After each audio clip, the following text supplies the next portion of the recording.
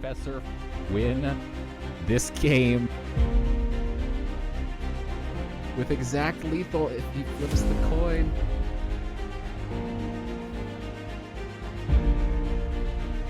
Professor, can he do it? It's a tie and he gets the win! Counting it twice. He's wiping tears out of his eyes, celebrating, popping bottles right now. And there it is. Clutch is your 2021 Community Tour Player of the Year.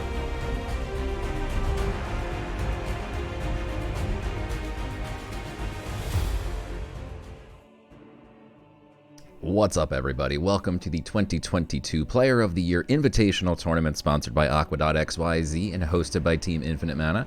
I'm Copper Pitch, and joining me today, we've got the SamBam. How you doing, Sam?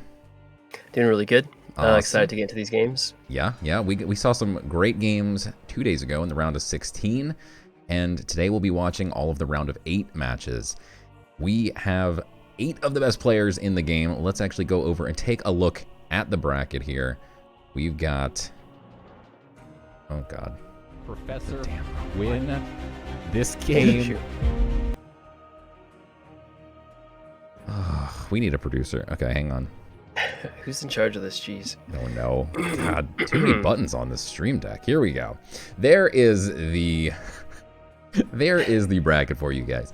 We've got Clutch against Nackarub. Clutch, of course, is the reigning 2021 Player of the Year champion, and he's playing against Infinite Mana's own Nackarub.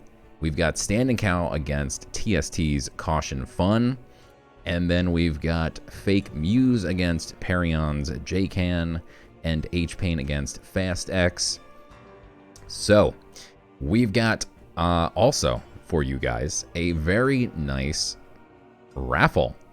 So if you guys are interested in winning free cards, Sam, tell them what we're giving away. Today we are giving away a Shadow Orfeo? Orfeo's not good enough, Sam. Let's up it up for the people here. Okay. Let's give them here we go. A Slaymaster Valka. Dang. I wanted to pick this one up myself. This is such a good card. In fact, I think someone beat me with it yesterday when I was trying to record some YouTube video content. And they pumped it up with like a Fox's Venture or something, and then it came out with Overkill, and oh gosh. Yeah, it was pretty nasty, and I kind of was jealous of a 9 attack Overkill 5 mana card. Yeah, it didn't really get much play. FakeMews, maybe a week or two ago, had a really good run with Aggro War and kind of just showed how good the card can be, I guess. Yeah, I like it. Yeah, Muse's Aggro War deck is really, really, really nasty. I don't know if he's the one who originated it. I assume he is, but yeah, it's disgusting. And this is one of the rock stars of that deck, for sure. Yeah. I do feel like it should have Blitz. And if you have 2 cards or less, then it has Overkill. I feel like it would be even better, but not bad. I like it. Yeah. I like the card. And if you guys were wondering, well, tomorrow we'll be back here again, and we will have another giveaway, Mary Cadmos in Shadow. And then on Sunday for the finals, we will have a Frost Queen Nefru in Shadow as well. So get your raffle fingers ready, but not quite yet. We'll be giving it away later in the stream. So first, let's get into the first match. We've got, what do we got first here? Here we go. Pulling it up. Let me clear this bracket off the screen. There we go. We've got a match. Whose match is this? Is it cautionfun and standinkao? If I'm not mistaken. Is yes, indeed. Alrighty. Thank you, Sam. Of course. Here we go. It's loading in. And we also got a poll going on in the chat here. You guys can vote. Who do you think is going to win? Cautionfun or standinkao? You have ! vote, space, and then either CF or KAO. Chat, vote. Who do you think is going to win? This is not live. We are live, but These matches are pre-recorded for the round of 8. However, we will be live with the semifinals and finals on Saturday and Sunday, both at noon Eastern, the same time that this stream is starting. Let's get into this first match. We've got standinkao playing War against cautionfun playing Light. Who do you like? Yeah. I kind of like aggro War in this matchup. It is really fast and it has a lot of reach. Cautionfun is going first, so there is that. But aggro War is just a hard deck to deal with. It can go really wide and just push so much face damage. So each player in this tournament gets to submit 4 deck lists in advance and then ban 1 deck. What are the bans for this tournament, for this matchup here? So what I'm seeing, cautionfun banned Deception, which is I think one of standinkao's better lists. It's Hidden Rush, so understandable. And it looks like Cow banned Magic, which cautionfun didn't bring. So I don't know if that is an accident on his part, or maybe I don't know. He just really hates Magic. He just hates Magic. Very interesting, but that is what we have written down. So we don't know if he banned Magic and there was no Magic to be banned. We don't know, but that is what we have. So yep. Be very interested if any producers out there can double check that for us. But that is what we have written down. And look, sometimes you just hate Magic so bad that you're like, yeah, you just want to be sure. Like mepo said, you just want to be sure no Magic is slipping in there. Yeah, so I really like this first line by Cow, playing around Extortionist or Levy, but I just looked at Caution's list and he's not running either, which is beyond me. I didn't know you were allowed to not run those as a Light player. Wait, interesting. But now Vesper said Vesper messed up Light. So wait, so if Cow banned Light, then Caution can't be playing Light, right? That doesn't seem to make sense either, right? Maybe Caution banned Light and standinkao banned Deception. Oh, so it was or revert. I don't know. I don't know. This one's a little strange, but yeah. Yeah, cautionfun's not running Levy or Extortionist. Interesting. Super. That's funny when he is maybe the most outspoken player in all of Gods Unchained about how great Light's Levy is. Maybe he pumped and dumped his bags. He sold them all.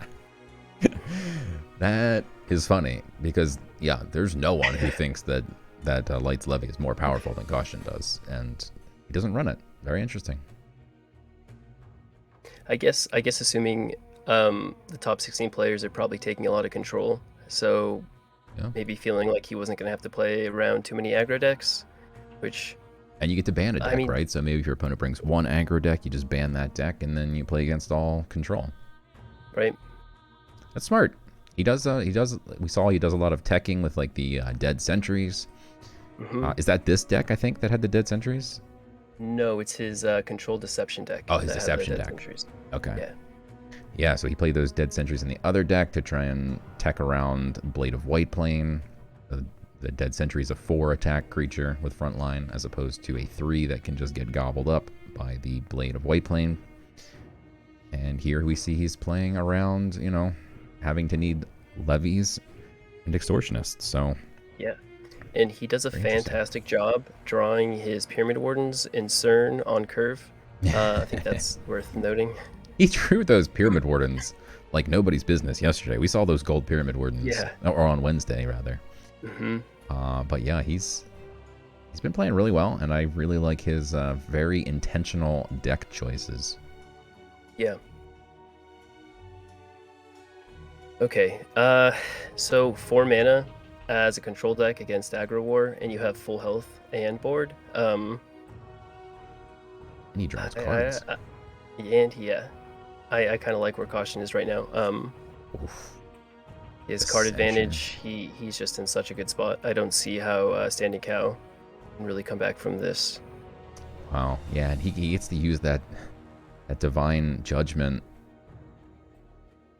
1 mana obliterate is so good. Goes through ward, goes through armor, goes through protected. You just need order with a deck that's built around applying order.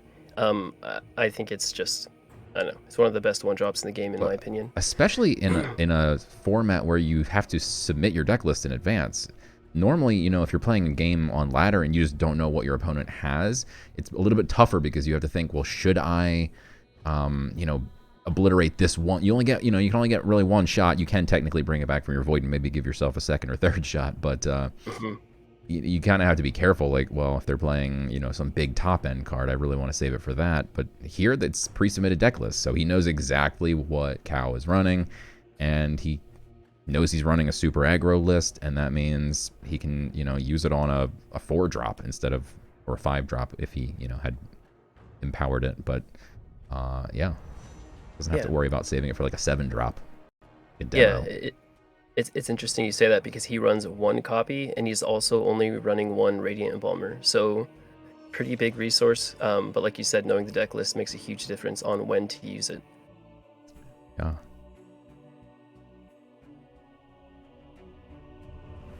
All right, so Cal at 5 mana now. He gets a Thunder Caller. Doesn't look like he can technically get frenzied with that Woodcutter Imp. Or no, it doesn't. No, it won't deal damage to his opponent's god. I guess he could have gotten frenzied with his god power, but chooses to go with the Imp. And he can kill the Pyramid Warden, but at what cost? Do you? Yeah, okay. I think that was bad ordering, right? You want to smack with the weapon first because you don't want to get back one of those 1/1s, or what else? Right. Did he have Yeah. in At his least void? at least make it a 50-50. It should just be the Blood Guard and the 2 1/1s. Yeah. Yeah. So bad ordering there. You gotta swing with the relic first. That way there's a 50-50 like you said, instead of a 66% chance that you don't get back that Blood Guard. Yeah, and I mean that's a huge right because your And Blood Balka's Guard gives Captain, you actually. 2 more of the Yeah, Balka's 1/1s. Yeah. Captain's in there. Oh, and Balka's. Yeah, so we could have gotten a 3/2 instead of a 1/1. Bit of a misplay there, but might not matter in this instance. Caution does look like he's firmly in control. However, that is a very wide board now from Cal. Yeah. So Caution Fun's used Censure. He's used. He still has a bit of order left. Lips Are Sealed isn't great in this particular spot. It doesn't lock down a whole bunch, but I Caution's so close to Lysander's Mercy and demos. It's hard to see a world where he loses this one. Turn 6 with full health. Lysander's Spear equipped. Yeah. Yeah.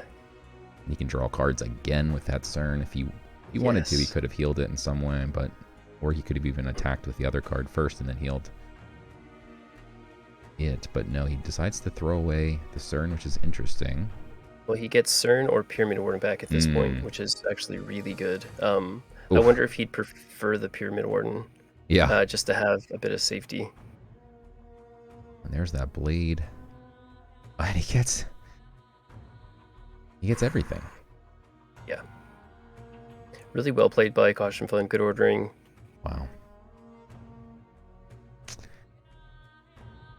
That's got to be really disheartening. Yes. You're already down, and then your opponent gets back all their big guns. So standinkao can flank and kill the blade, or he can just go all in on the Pyramid Warden, and it looks like he's going all in on the Pyramid Warden. And he gets back a 1/1 plus the 2 1/1s from the flashes that GG, and he's gonna throw in the towel on that one. Yeah, that's pretty over at that point. No buffs in hand. Thundercaller dies immediately. Understandable, but yeah, Caution Fun going to win this one without having to attack. Indeed. Very nasty. Fast forward a little bit here. How many games is this going to be? They ask in chat. Well, it is a best of 5. So it will be somewhere between 3 and 5. Is this a best? Okay. Indeed. Right. Indeed. So Caution Fun is up 1-0.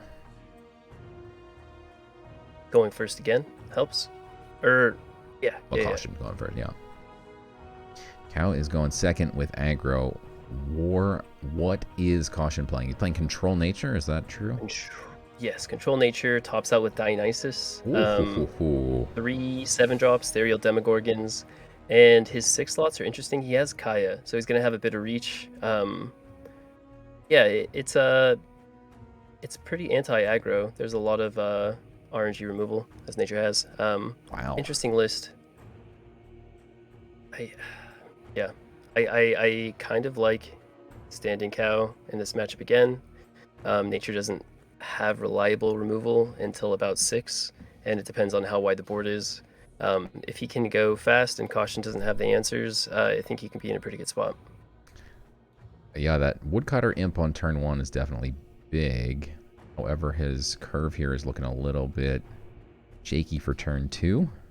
Right? Yeah, I was just thinking that it doesn't really have a turn 2 besides God Power or Float of Mana unless he draws a 2-drop. Oof. And caution flexing that gold underbrush boar. That feels bad for Cal. He's got all these 4-drops in hand. He's got a Float of Mana. Nice. He's got to play a 1 health creature that caution can just go ahead and click his God Power here. I don't even know what else he would do. Yeah, here comes his God Power. Clears the board. Heals himself. Yeah, I wonder if he's just better off God Powering there because for the most part, Yeah. it doesn't feel great because caution's going to heal at least 1 point of it back, but kind of just throwing a card away. And he also gets that Gleamweaver out, which is pretty nuts. So he's caution again, just firmly in early control. Cow does have ward on that 4/4 though. How is caution going to be able to clear it? He's just going to eat. Okay, he eats the 4 damage and then plays a diamond underbrush boar. If you thought that gold boar was a flex, how about a diamond boar?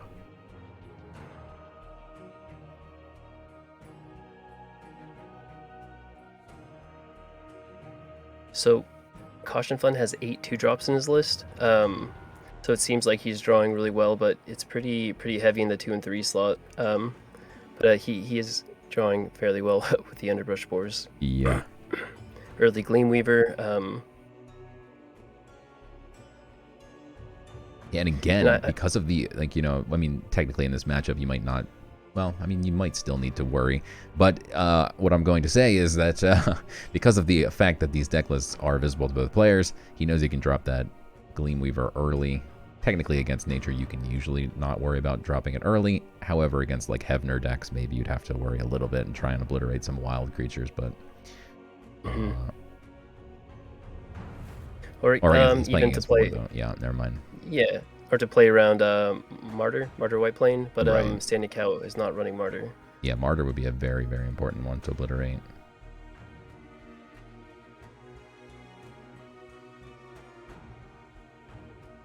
Wow, the poll was closed at 100% voted for Caution Fun, so... Oh, wow. I mean, it helps to be one of the more popular content creators out there. But, both these players in the Player of the Year tournament for a reason. They both had great results last year. So my first match was against standinkao, and I made the mistake of banning War, which at this point I don't know if that was the call. I don't know if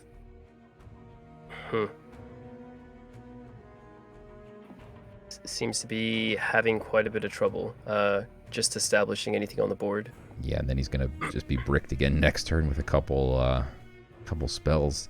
This is looking pretty over here. I don't even... Yeah, I'm not a fan of the Leviathan Hunter in the aggro war deck. I understand you get a relic early and you get a minion out. You can set up your Thundercaller, but it's just I feel like there are better 1-drops. It's like something the that 1 health is just... Yeah, I've seen it becoming popular recently for some strange reason, and I don't get it either. But there we go. He throws in the towel, and Caution is now up 2-0. GG. Right, game number 3 about to be underway. Here we go.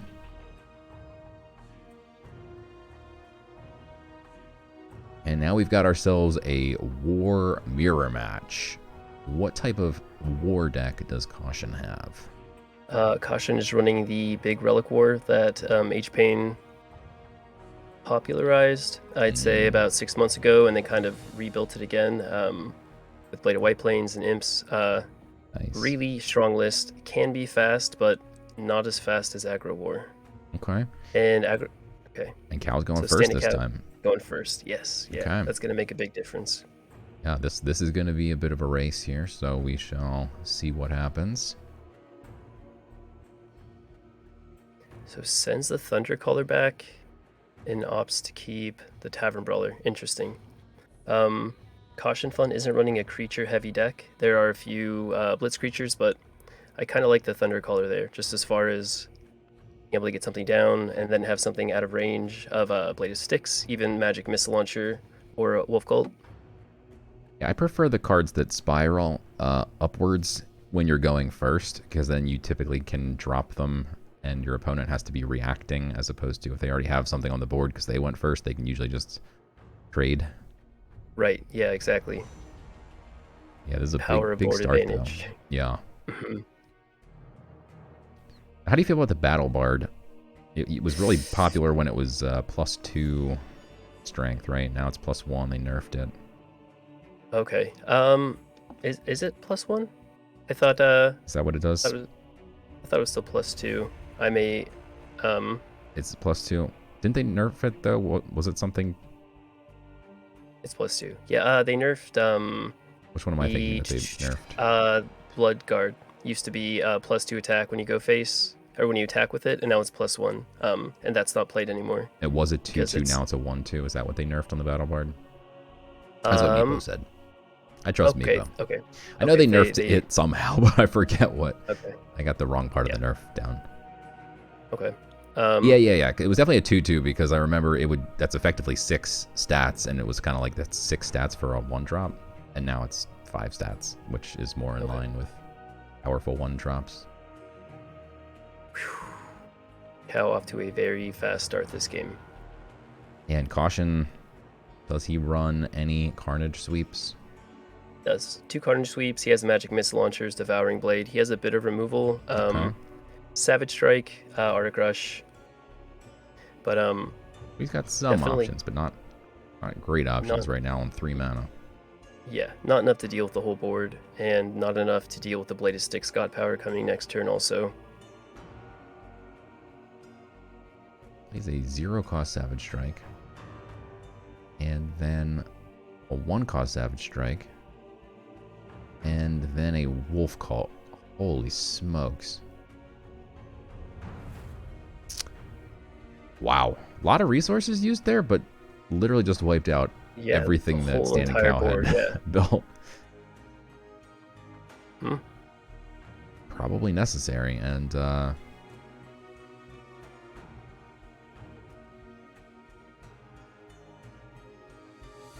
so I think ideal draws for Caution Fun are Blade, White Plane, Magic Missile Launcher, anything that's going to give him a bit more tempo, as well as heal. Doesn't run demos, so Blades or Magic Missile Launchers are the only heal he has outside of that Vow in the Sanctum, if you can get there. I'm kind of surprised that I guess Cal is leaving his options open between either getting that relic removal or the Vow. Ooh, Devouring Blade. It's good. Goes up to 15 favor. Deals with damage on the board. Now Caution's in that same dilemma. Does he grab the relic removal or the Vow? Can't get the Vow yet. He's I mean, does he keep saving for it? I guess is what I meant. Yeah. Gotcha. I assume standinkao will take it. So okay. Caution drops the relic removal with no relic on board. I guess it saves a face shot, maybe? Is that his thinking? That now if he does drop a Blade of Sticks, he's got to have to use it to kill the... Yeah. So yeah, it saves him 3 damage. It's only going to save him 2. Yeah. But could have saved him 3. I like the line. Just having board and being able to break protected if he needs to, or yeah.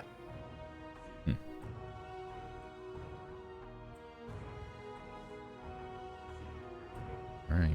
Caution down to 12 health. Flashes the GGs and passes. Wow. Caution throws in the towel on game number 3. Okay. It's now 2-1. I do like the line of using Mobilize to reduce the cost of his cards to set up a clear. Though that was pretty heads up play. Yeah. Yeah, I mean, he went second, did what he could. Couldn't overcome it. He's going back to the well with war again, and he's up against nature. So similar to Squid's list, really aggressive, low curve, and no relicate, which I don't know. Maybe I overtech, but I feel like at least one card is reasonable with how good some relics are. Yeah, for sure, for sure. There's definitely some crazy relics now that I used to be firmly in the camp of just never run relic removal, but I think these days there's just so many insane relics that you kind of have to tech. Yeah. Though at the same time, this again is you have to submit your deck list in advance. You never know what your opponents are going to be bringing, and if you over tech and then your opponents don't bring anything that you needed to tech for, you kind of just lost the match almost in advance. If you're just like, I've got all these tech cards and you didn't bring anything that I can use them on.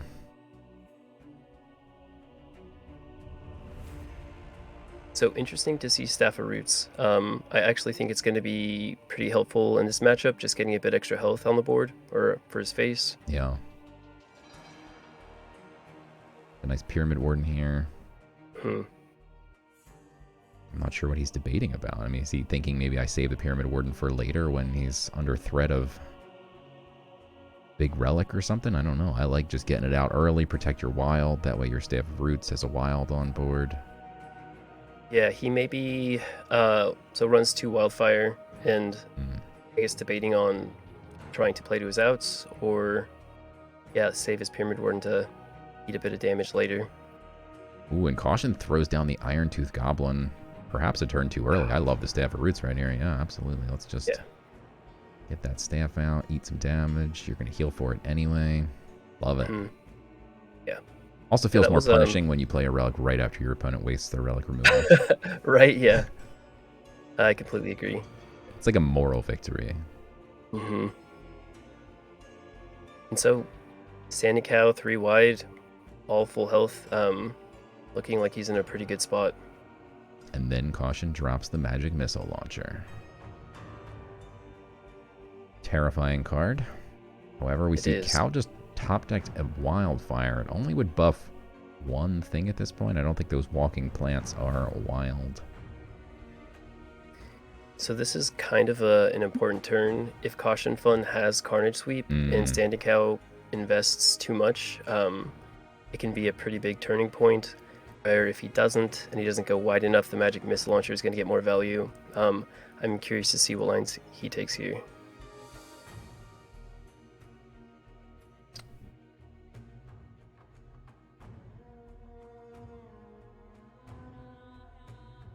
So no Demogorgons in cautionfun's list, so the Volkas really isn't that high value.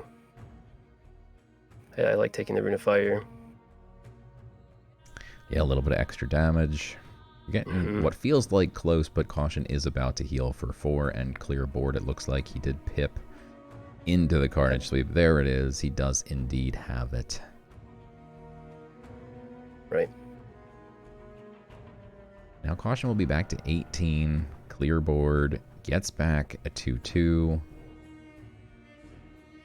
So I wonder if just Rune of Fire God Power there is just slightly safer. But still not in a bad spot. Caution does have 4 cards in hand, and he has a lot of low-cost removal that can deal with standinkao pretty easily. When you say safer, what do you mean? As far as saving resources for the next turn, like at this point, he had 3 spells in hand and 1 creature, and so... Oh, you mean the turn before when he played that hog as well? Yeah,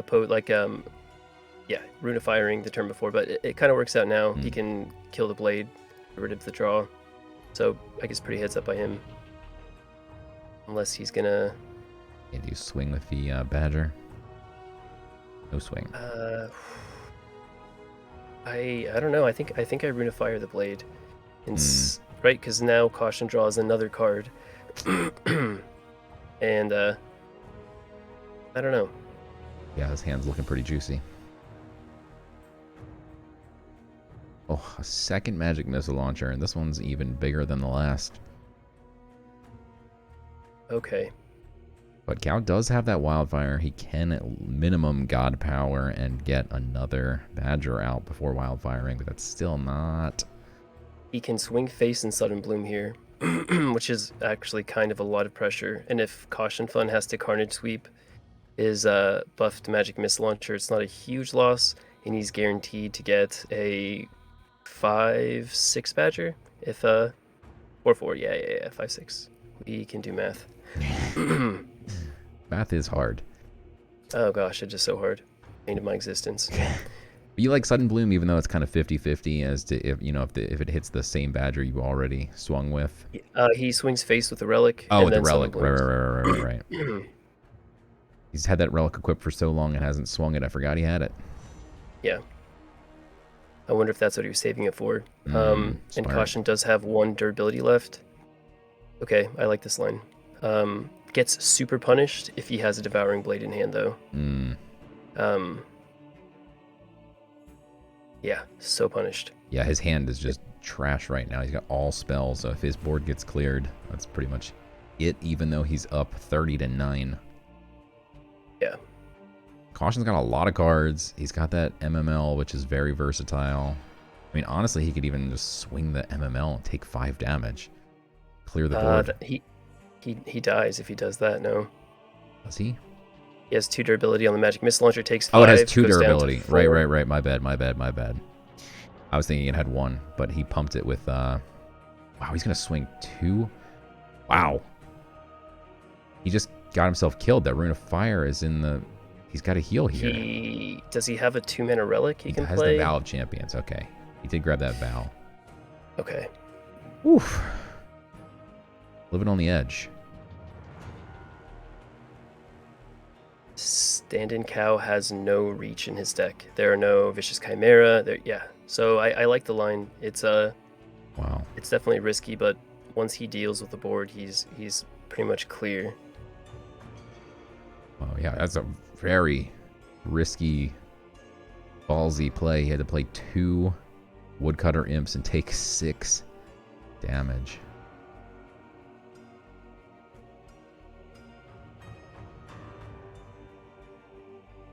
So I guess he's trying to get him to take 5. I mean, he still heals back up to 5, so the Magic Missile Launcher is not good enough for that Rune of Fire. Yeah, and that's just a full clear too if he did swing with the ML. Instead he plays Slam. Okay. He eats 1 damage. Art. Guy's good at math. Eats 1 instead of 5. He's back to 9 health. And like you said, Cow has no reach. So suddenly these 3 spells junking up his hand. It's not looking pretty. Marshwalker top deck, not super helpful. Best he can do is Marsh and God Power. Do you even do it? Do you just God Power pass? He can Marshwalker, God Power, Wildfire. Caution Fun doesn't have a Relic equipped, so he can't Carnage Sweep. Okay. That being said, he hasn't played a Wolf Cult Vanguard yet, and if he got 1 reduced, he can clear with 2 pretty easily there. And have board. Oof. Yeah, that Rune of Fire just sitting there. He could have had an Underbrush Boar on the board also. Kind of help. Yeah, I think he may have won if he had the extra creature on the board, right? Wow. All goes back to that one decision. Right. Yeah. I mean, it's easy to see it. Hindsight's 20/20, of course, but you did say it at the time that that's what you would have done.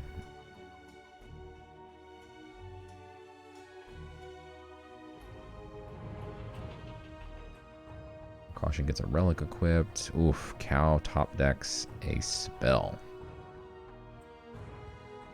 Just gonna use that Rune of Fire on face. I don't like it. Neither do I. It's not too. Yeah, this is looking really unfortunate though. Has he used both Underbrush Boar? Standinkao? I believe so, yes. Okay. Yeah, okay. There's always the line of Runefire. No, he wouldn't even have enough mana to Runefire, Underbrush Boar, Sudden Bloom. Yeah. So I think Caution's in a pretty good spot right now. He is almost dead, but all he has to do with his very full hand of removal, find his pieces and just start whittling away.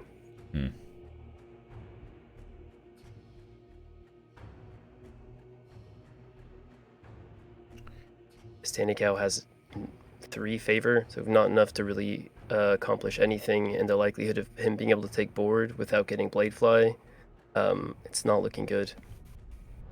Although he does run 2 Feral Shapeshifters, so that's kind of his out at this point. Getting something hidden and Oof, although Caution has now just put Cow on a 1-turn timer here. Yeah. And he takes away... well, the Whetstone goes away for next turn, so no, he can only do 12 next turn. 14 with the 2 creatures on board. Yeah. Well, it's very likely that he might have another Whetstone or something in hand.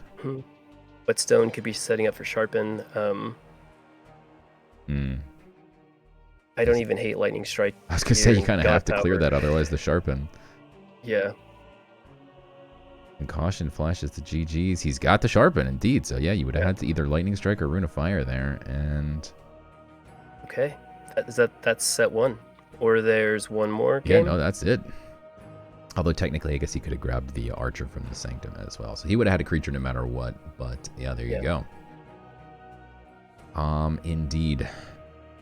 Yes, I see people in the chat saying we need to hide the scroll bar. Problem is, if I hide the scroll bar, Saints, then I can't find scroll bar. And look, so I'm going to have to do it off screen. If I have to scroll through and people don't cut out the middle points, it doesn't work. So we'll do our best. I'll try and hide things. We'll see what we can do. Here we go. Here's the bracket after the first match. We've got cautionfun moving on into the live semifinals. Let's go. Congratulations, and really well played. Absolutely. Did a good job clawing back from that one. That was looking rough. Yeah, Caution, I mean, yeah, he played that perfectly. Just like everything he did was so purposeful. His deck selection was purposeful. The cards he put in his deck, the way he built them was just very intentional. Love to watch that. Very excited to see him play live tomorrow. So that's going to be super exciting. You guys mentioned you don't want to see spoilers of how long matches are, but tomorrow everything will be live, and Sunday everything will be live as well. So no more spoilies with the scroll bar here. I can't wait for live matches. I love them very much. So big shouts to the players for showing up and playing live for us. But next up, we've got FakeMews versus JKAN. Ooh, I'm excited to watch that. And yeah, this one is going to be good. JKAN, one of the best players in the game. FakeMews, one of the best and arguably biggest fan favorite. I mean, I'd say so. I'd say FakeMews is a, you know, fan favorite. Everyone loves. Who doesn't love FakeMews? I love FakeMews. Everyone loves. Also, FakeMews. voted #3 content creator by PlayNern.net. Pretty great. That's also true. I forgot about that. And congrats to you for coming in. You were in just right behind him. Yeah, fourth. Not bad. Thank you. Yeah, congrats on first. Oh, thank you. Yeah, not only a monster tournament player, ladder player, but also a great content creator. So check FakeMews out. Absolutely. We love him. Yeah. Yeah. And here we go. Without further ado, I'm going to bring up the match. There you go. FakeMews, we will get to see his lovely face. We will not hear his commentary, though. But we will get to see his lovely face the entire match. You'll get to see the pain, the agony of defeat, the victory, celebrations. FakeMews' facial expressions are legendary. Yeah. Looks like he's doing this video after the fact, though, as he's got both hands waving around as he's moving his mouse. So hopefully that won't spoil anything. But yeah, I'm sure he's also going to be uploading this to YouTube. So, of course, if you want to hear his lovely commentary, make sure you watch the YouTube video after it goes live. something that I think is very respectable about FakeMews is that whether he wins or loses, he uploads it, and he kind of goes over his play, which is, I think, an important part of getting better. Something I'm going to work on this year is not being too salty to upload my L's. That's I think it's a chess thing too, you know, like it's one of the biggest things in chess, and of course FakeMews and myself are both big chess players, and that's how you get better at chess. Is you have to, like, you don't learn anything from your wins. Yep. The things where you learn from are your losses. You got to go over them, and yes, like you said, he goes over them with a fine-tooth comb on his YouTube. He breaks down every play. He tells you where he went wrong, and that is where you learn. That is where you get better. So yeah, big shouts to FakeMews for doing that, and definitely will help you get better at the game. Yep. So here we see you either win or learn, right? Yeah, exactly. Here we see we got FakeMews playing his Magic deck. Is this his patented Stormfield deck? It is not. It is looks like Tempo Magic. Tempo Magic. Okay. And he's up against JKAN, also playing what looks like the same exact deck. It's actually closer to Clutch's list, where there's Ethereal and Demogorgons in it, but it is very Tempo Magic-esque. Interesting. Yeah, so I'm curious to see if the top end pays off in the mirror match, or if just having just the speed is going to be a bit better. He's definitely sacrificing things to for the top end. Looks like he's running no Onis, which is going to be actually one of the harder cards for Magic to deal with. If you can get a protected on Oni, it can snowball very quickly, and it wards everything else as well. Yeah, and here we've got JKAN with the board. Got 4 mana. Could do some serious damage this turn. Got spell boost. Then he just draws a couple cards. Okay. Good news for FakeMews. Now it's just a bunch of 1-health creatures. FakeMews does have a Pyrrhic Knowledge. Do you have a tracking ball with that Pyrrhic Knowledge? I've seen FakeMews do it. I don't know if that's what he's going to go for at this point. Although all that chip damage is going to add up if he just goes with a ping. So I do. Yeah, I like that. Wow. Okay. I am as good as FakeMews. Honestly, I thought it was a bad play, and I thought you were going to ridicule it, but... No. Yeah. I mean, takes 4 damage off the board, removes protected, and the spell boost. That I think that's a pretty heads-up play. Did obliterate a couple of his own cards, but just 2, right? So yeah, hopefully not that big of a deal. I would love it if he cared enough to see what was obliterated, because no one else seems to. So you can actually click in the history bar there on the bottom, and it will actually show you which cards were obliterated. Yeah. If you click on Pyrrhic Knowledge, it'll kind of tab out and it shows you what was obliterated. Yeah. That sounds like really important information. It does. Sounds like something one of the top players in the game should know about and care about. Actually, yeah. Do you think we need to pull FakeMews aside after this and teach him? Do you think he doesn't know? I mean, it's possible he doesn't know. Okay, so to be fair, they are not obliterated. They're sent to the void. Are they? No, they're obliterated. Is it? Pull the spells that mana or less from your void, your hand, and obliterate from the top of your deck. You are absolutely right. It is obliterated. What? Okay. I'm thinking of a different spell. Enlightenment, and there's another one that doesn't actually obliterate the cards. I got burned by it a couple days ago, but it's not. It's not Pyrrhic Knowledge.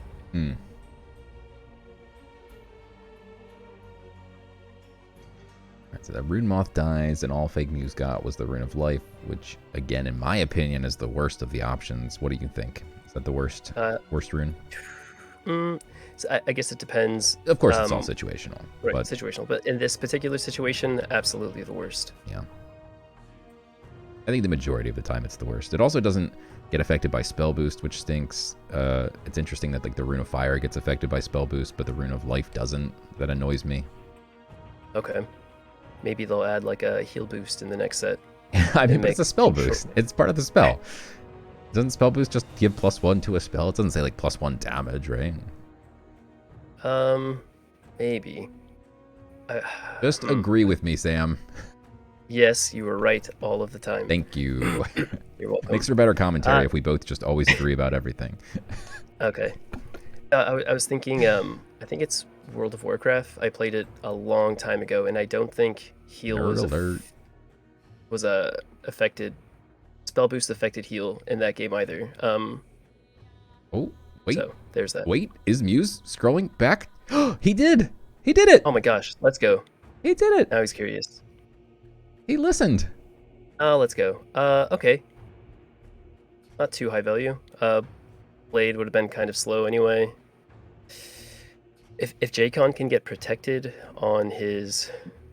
Cannot. Okay, goes for the removal instead. Oh yeah, there was a poll in the chat, by the way, of who was going to win this matchup, and Muse had 76% of the votes.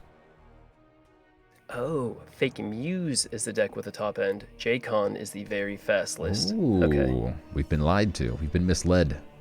I'm sorry. Esper? No, I'm just kidding. That's me. Does this change anything? I mean, it kind of seemed like Muse is playing from behind, but now we know he's got a top end. I don't know. He's doing a much better job drawing cards, but he has awarded spell boost.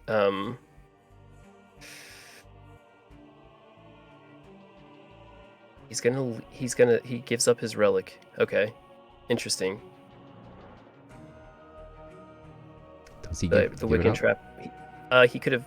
Okay, no, there's not enough favor. Yeah. Never mind. JKAN only has 3. Yeah, so the most he can get is 9 this turn. 9? Count. If he goes face with the 1/1 and then kills the 3/3 with the spell, he'll get 9. And the Wiccan Trapper is 13. That's only 6. Oh, you mean up to 9? Like he'll be at 9 total? Yes. I mean, he could gain 9. Okay, gotcha. Math is difficult, and just making sure we're on the same page. English is difficult also. That's true.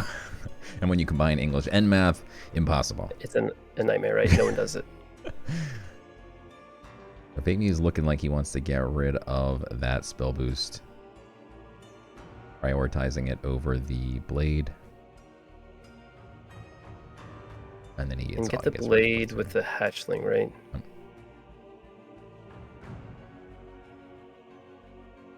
Okay, sets up for Therial next turn. Yeah, FakeMews is in a really good spot. He's down 6 health, but I don't think it's gonna matter unless JKAN can just have one big swing turn. Okay, so this is interesting. So he draws here, which actually, well, I mean, so the most he can get is 9. He'll be at 18. Yeah, so no, right? He can't get 9 here. So I think he can only get 6. He'll be at 15. Or no, so he can get the Wiccan Trapper. So he theoretically could have given up this relic. But also my question is, should he even have drawn? He's got Therial. Right, yeah, I was just thinking that. He can waste a pip and play a Street Conjurer, but I like keeping your relic safe, right? And I'm sure he had his reason. I'm sure he's going over it in the commentary. Yeah. I'm sure there was a lot to debate about there. You know, the Therial, you want to keep your relic equipped, do you want to draw more cards? You want to keep it equipped for the future and draw more in the future and not play Therial yet? Of course, you don't know what JKAN's going to do this turn, but now that JKAN did basically nothing, I mean, does your Therial just look really nice? Playing Snowshaper Palace, very cool. Yeah, it's actually Snowshaper Palace, Shape Blast, and then Therial in the demos, so it's a nice, interesting hybrid deck that probably does well into more lists than regular Tempo Magic. He gets the heal for 7. Again, not affected by spell boost, but probably should be. Gets the God Blitz and another heal. That is 14 heal. I mean, against a Tempo Magic deck that typically can only do how much burn damage? I don't know, 35, 40? Is 14 heal just too much? Does it just put you out of reach? Makes it a lot more difficult, right? Yeah, it's going to help a lot. But JKAN does have a Worm Breath in the Void. He's played quite a bit of spell boost, so yeah, FakeMews will be at 30 here pretty soon, and I think that may have just been what he needed to get back into the game. Yeah, Therial's just so good. 7 mana, it's 15 points of stats on the board that you have to deal with, or it's going to kill you. And then you get, get out of jail free cards, right? You delve them, which is just. I was playing Strength in Numbers a couple days ago, and it is so much worse than Therial. Just yeah, because you just get random cards. You get random. You don't get a body on the board. It's 7 mana, do nothing. Wow. Yeah, Therial's just such a good card. Interesting. JKAN's going for Fayt, thinking he's got a shot here, but he's got that pure knowledge. I mean, I think he's going to bring him down to 5. But then FakeMews is going to just drop 14 heals. Wow. Wow. He got so close. Yeah, I mean, and it's going to feel bad because sometimes you low roll on Therial, but not this time. Did he purposefully leave that Snowshaper Palace there because he knew it was going to get milled? I assume he did, right? He didn't use a pip. Could have, maybe if it was a higher value card, he may have pipped out the Street Conjurer. But yeah, that's an interesting line. Smart guy. Very smart. You think he plays the other heal here? I mean, I'm terrified against Magic, right? You never know what they've got. They've got ways to reduce things to 0. They've got all kinds of shenanigans that scare me. Yeah, I play the other heal because I am a coward, but he is going for the face, which probably may end up working out. I mean, JKAN just burned 4 cards off the top of his deck. He's used both Worm Breaths. People on chat surprised he didn't heal. I'm surprised he didn't heal. I'm nervous for him. 12 feels really dodgy. You get some spell boosts. You get some 0-cost Worm Breaths or something. Right. He still has Unbound Flames also. So, yeah. And JKAN clearly drawing for it. He burns his Relic here, getting whatever he can off the top. I'm nervous for FakeMews. I think he could have locked it down a little bit easier, but maybe I don't know. Maybe he knows what JKAN has in his list. He's looking at it, I'm sure, as he's playing, and so maybe he knows he would have to have like the absolute perfect comp. But I mean, he's got almost every card in his deck, so I don't know. Yeah, he misses 9 damage face if he plays the other heal, right? Because he's gonna have to trade Therial into the 3/3, so he misses that 6, and he doesn't get the God Blitz. So I think he's just trying to. I hate this so much. He's so close to dying. I think he's okay though. Oh my gosh. He's okay. Wow, that line. Okay. Does FakeMews have lethal now is the question. He's able to immediately do 7. He's got a Pyrrhic Knowledge. He's got a Worm Breath. He's got a Spell Booster. I feel like he's got to have lethal, right? Yeah, he's got it because he can just straight Worm Pyrrhic. Let's go. GG's. Well played. Wow, that was a nail biter. Wow. Perfect lethal. I mean, really well executed, and just, yeah, I'm impressed. That was good. Well played, Muse. Well done, indeed. That is Muse's thing popping up, not me. Oh, Muse edited this for us, so there's no... Thank you, Muse, so we don't have to scroll around and dance around trying to find the scroll bar. No one's spoiled here. JKAN swap stacks to playing a light deck. Okay, aggro light. Muse is playing what? His aggro war deck? Is that what he's playing, or is he playing a nice? Yes. Okay.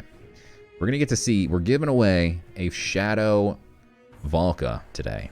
Slaymaster Valka in Shadow. Muse popularized this list, and it is good. It is. It is very good, and it's pretty budget friendly. Yeah.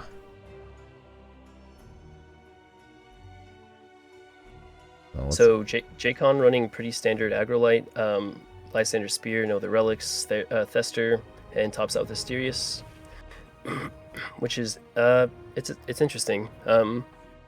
I'm surprised they opted to take Agrolite. Doesn't seem like the strongest list right now.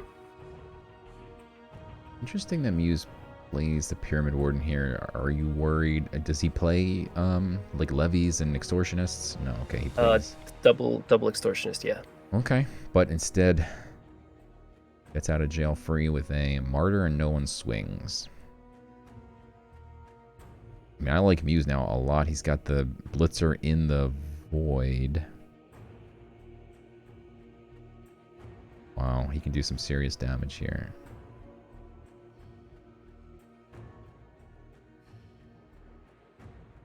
Wow.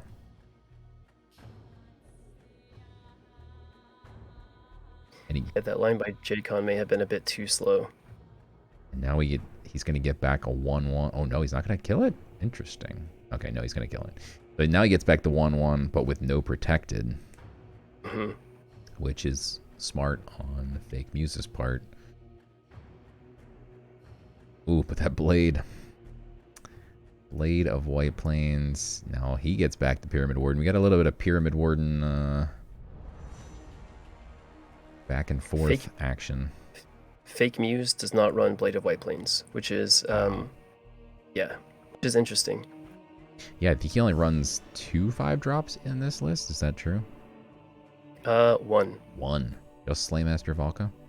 Yeah, that would be way too slow. 2 5-drops, you crazy? I think I've seen other people play this list, but with a single copy of, what is the +5/+5? Red Fume Serum? Yes, thank you. Yeah. Big buff. That huge swing card. Too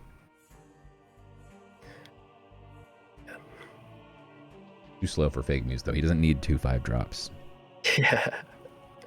And he went second, by the way. Like, he's playing from behind. JKAN does have a very full hand. Oh, again, the Pyramid Warden's just going back and forth, and that's just brutal for FakeMews. Like you said, no blade. How does he kill it? Yeah. That's the only thing he has in his void now. Is that Pyramid Warden, because the Martyr took the 1-1 off. Yeah, those Martyrs always get confusing, because you kill so many things, but then you end with nothing in your void.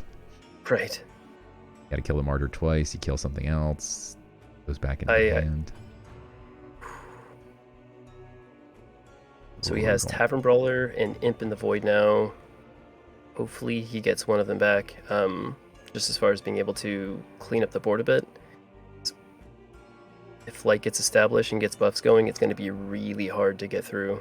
Getting a Blitzer would have been big. I guess a Pyramid Warden is maybe also okay if JKAN has not top-decked one of his Extortionists or has another Blade, maybe.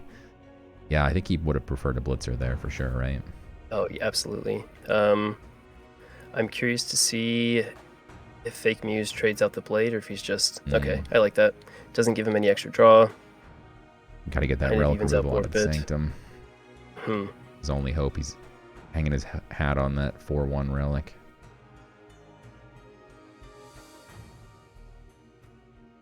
So JKAN has 2 Inquisitor Informants, has CERN. Yeah, he has a lot of answers right now. I'm curious to see Radiant what Dawn line feels he takes. pretty strong. It's good. They're definitely better outs, but it's good. You should be able to get some draw. Gets that Get a Pyramid Warden Axelman or Pyramid Warden back. Okay, gets a Pyramid Warden. Oh my god. We've seen these Pyramid Wardens bounce back and forth. And he gets the draw.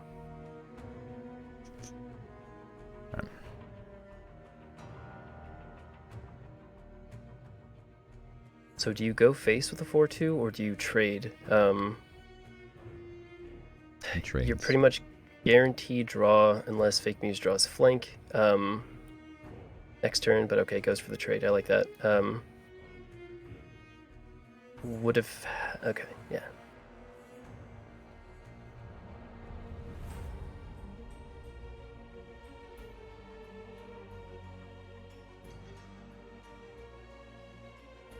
So another shot at getting a Blitzer.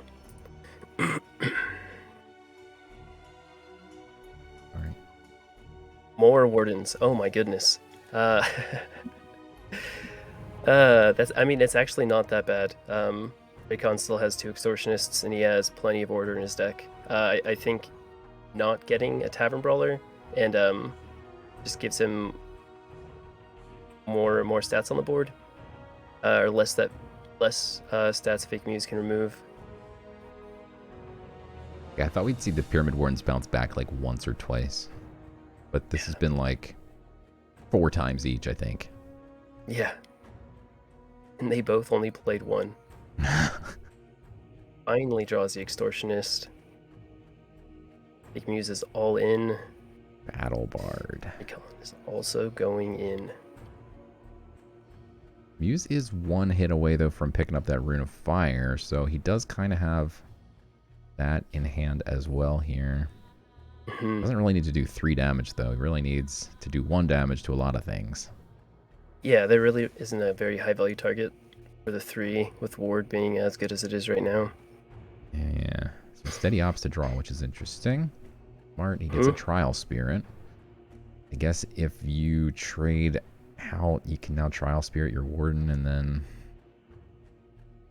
still feels bad. Yeah. It's a scary board, because if JKAN gets Mysterious, those 1/1s are 3/3s, and they are much stronger. He pumps the 3/1 instead of a 1/2 or a 2/2. Or I get, well, the 2/2, right? Is it 2/2 an Aether? Okay, never mind. I take it all back. That was his only option. He has to be a Viking. I was thinking the Trial Spirit at least was a Viking, but it's an Aether. Oh god, another one. Woof. Okay, and another Radiant Dawn.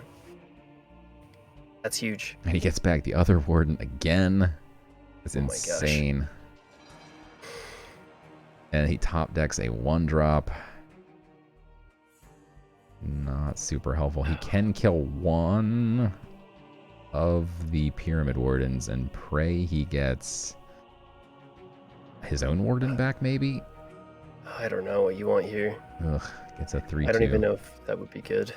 Yeah, that looks like that's probably going to be it. Yeah. Really scrappy. Yeah, well played by JKAN. Took some really interesting lines that paid off. Oof, with Esther going, yeah, that's it. Esther snowballs so quickly. It's one of those cards that if you don't deal with it immediately, it's hard to come back. And FakeMews passes, and that's going to do it for game number 2. So now they will be all tied up. 1 game to 1. And there it is. JKAN taking down game number 2. We're going to take a quick pause here while we come over here and chat. What's going on, Sam? Let's also look at what the production team is telling us. Now, I don't know. Saints is telling me to stop. Now he's telling me to go. What do you want, Saints? I guess the first question. Doing pretty well. Enjoying the game so far. I like watching FakeMews play. Really calculated, really smart player. But JKAN, yeah, is also really smart and very calculated. Did really well last game. All right. So we're going to actually take a real quick 2-minute break for reals. And then we'll be back in the middle of this match. It's 1-1. Hot action going on. Still got a Shadow Raffle coming up. We're going to take a real quick 2-minute break. And we will be right back on the other side of this break.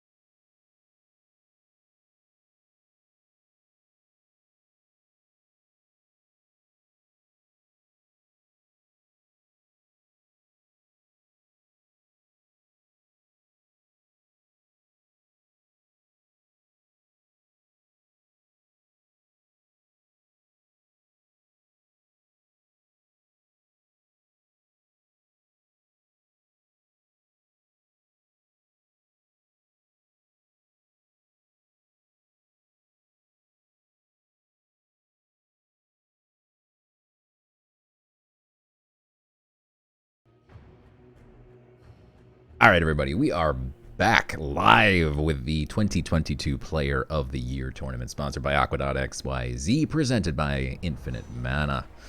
SamBam and I are breaking down FakeMews versus JKAN. They are currently tied 1-1, and here we go. We're going to watch the next game in their match. It's coming up right now. So, each player got to ban one god. Did we say who banned what? We did not. Okay. So it looks like FakeMews banned War and JKAN banned Light, which is interesting ban. cautionfun banned Light also.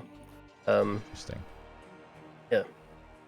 Here we see Muse with his patented HRD, Hidden Rush Deception. He's got that Shadow Cat with the knives, but JKAN is playing something with AoE. So how do you feel about this? Hidden Rush can go very fast, and JKAN is going first, and he has a decent amount of removal in the deck. So I think definitely not the worst matchup for him. If Muse can just stick some damage on the board and get it going, but his hand isn't looking too great. Yeah, that Assassin's Aim's looking pretty dead right now. Hmm. Plus, he's already got the Dark Knives, kind of redundant, with no targets if that cat dies. Okay, I like that line. Getting zero cost spells, and FakeMews has no way to deal with it. Does Dark Knives not give flank any? Remember it used to give flank? Wow. Yeah. Damn, remember when Dark Knives gave flank? Those were the days. Yes. Yeah. Fun and balanced. To be fair, Ward used to block the hidden from Orpheo's distraction. Oh, so, yeah, I forgot about that. Trying to balance it out. Wow. Which I still don't understand why it doesn't. That's something that kind of bothers me, but it's okay. Ooh, and there's the tracking bolt. So the cat with the knife is dead. Quite unfortunate. Muse has this arms dealer. I've never been able to play them well myself. I'm very curious to see how Muse plays this arms dealer. Although going second and already being behind like this, I don't think we're going to get to see a very good arms dealer. Yeah, that Rune Moth is going to put in so much work this game. That front line is already huge.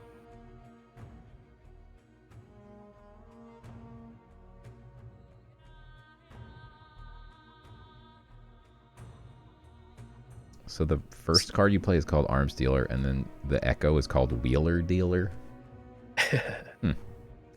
Each one gives an attack buff and reduces your mana total by 1. So you start off the turn with 1 less. Yeah, it is. It's an interesting card, but FakeMews likes it, and he is an exceptional Hidden Rush player, so I trust him. Yeah, this is one of those skill gap cards, I think, where you know, you gotta have a wrinkled brain to play it. Mm-hmm. These top players play it. I don't get it. I don't get it either. Ooh, top deck's a surprise delivery against a full board. I mean, it doesn't feel very helpful, right? Yeah, not at all. JKAN is in such a good spot. He's already gotten 2 turns of value from the Rune Moth. Getting it out early, making sure that there are 2 creatures, so one couldn't be hidden. Really taking advantage of the backline. I think he's playing it really well, and FakeMews hasn't drawn well enough, unfortunately. Crazy. He goes to just Assassin's Aim his arms dealer here. It does give it perma hidden. Yeah. And so JKAN does have 1 Shape Blast. That Rune of Sight is actually kind of a scary card for FakeMews because it's gonna allow him to find what he needs for no mana.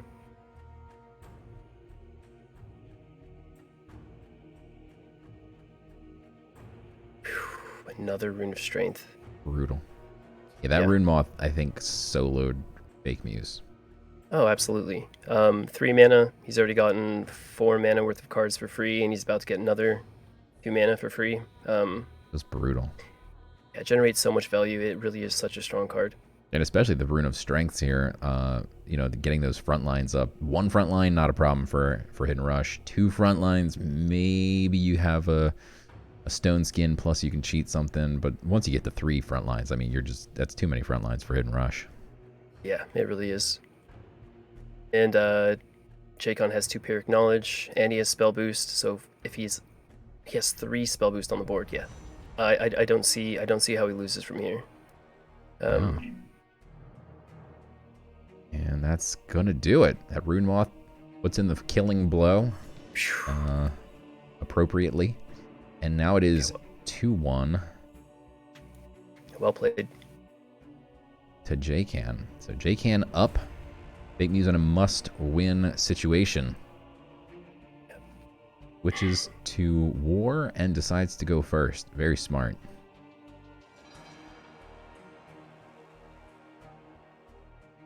So this is JKAN's last list, FakeMews Band War. So Hidden Rush into Aggro War, and then Hidden Rush into Hidden Rush. It'll be interesting to see how it goes for JKAN here. Having the extra game is always nice. Just something to kind of, even if this doesn't go well, he has one more shot.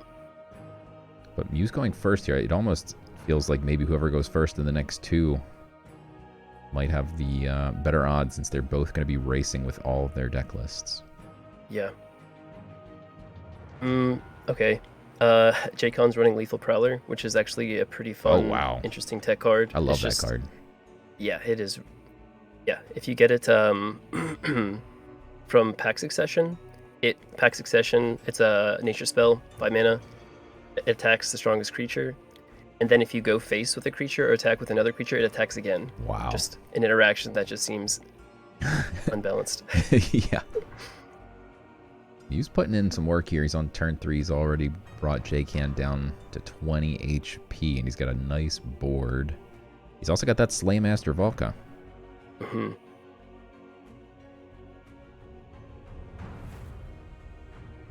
JKAN's list looks like it might be a tiny bit too slow to come back from what FakeMews has right now.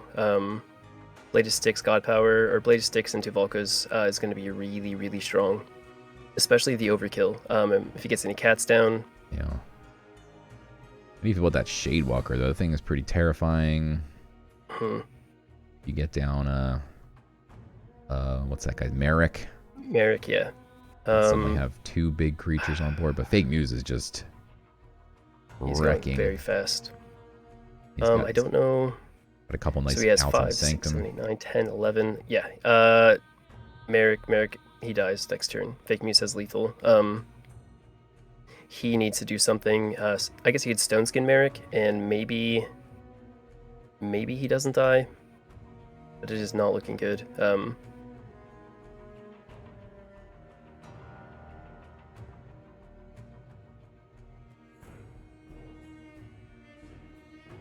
So he has 12 with Relic, Board, and God Power, and then he has 2 damage in the Sanctum.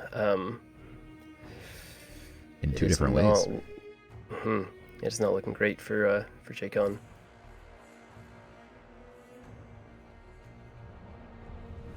He's thinking here. Burning that rope. Merrick, Stoneskin, the 3/3. If FakeMews doesn't draw any more damage from hand. Whoa. Makes the trade. Wow. Ooh, does the Slaymaster give lethal? 3, 4, 5, 6, 7. Is Volca Viking? No. I wonder if it has a Viking tag. If it does, he can battle bard the Volca and push a whole lot of damage face. Also eyeballing that rune of strength. That's 3, 6, 9, 10, 11. Oh, it is a Viking. Okay. Oh, there you go. Okay, well this is Viking as well, so that's just lethal. We were doing a lot of math for no reason. Wrong kind of math. Yeah, we were doing math. We were doing good math, but just the wrong wrong line. Yeah. FakeMews takes it down with good math. And well played. Now it's 2-2. This is it. Like you said, this is a hidden rush versus hidden rush. Who's going first? FakeMews going second. Yeah. JKAN going first in a good spot. Who's HRD? But I mean, who's like I think if you have one person who's synonymous with Hidden Rush Deception in Gods Unchained, it's FakeMews. Yeah. Not the best opener. Not horrible. You can't feel bad when you've got an armor lurker. Yeah. Especially up against a Witch Duelist. Makes a nice trade if you need it. They're going to be racing, so we'll see what he does. Cats in this particular matchup seem just such a strong opener. There's no removal whatsoever. Just like every turn you have it out, it's just extra damage. Yeah. I think turn 1 Cat Dark Knives is kind of just GG, but neither of them have it, so see how it goes. Ooh, he gets the Avatar of Deception out, which confuses and sleeps. Pretty brutal. Yeah, that is huge. And the Feral Shapeshifter will not do any damage because armor is fun and balanced. Much like the armor lurker itself. Arguably the best 2-drop in the game. I'll argue that. Against that. I think Underbrush Boar, Imp, Pyramid Warden. Put it above Pyramid Warden. You think Armor Lurker is better than Pyramid Warden? I do. I agree that Underbrush is better. And Imp. Yeah. I feel like the neutral tag just takes something from being good to great. Because okay, if you want to go with neutral, yeah, I mean, yeah, of course that's better. But you know, just my humble opinion. I think neutral. Pretty much guaranteed 2 for 1.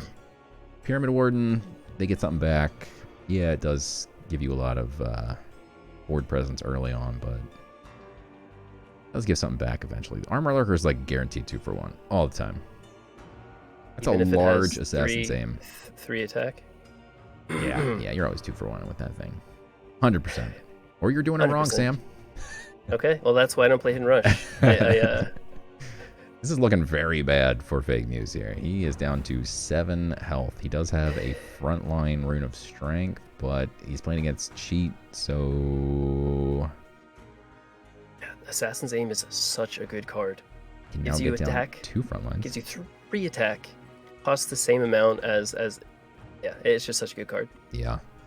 Right, because Orpheus Distraction is 2 mana, and that hides a creature, and Dark Knives is 1 mana, so you're getting 3 mana worth of value for 2 mana. Seems like it could be looked into a tiny bit.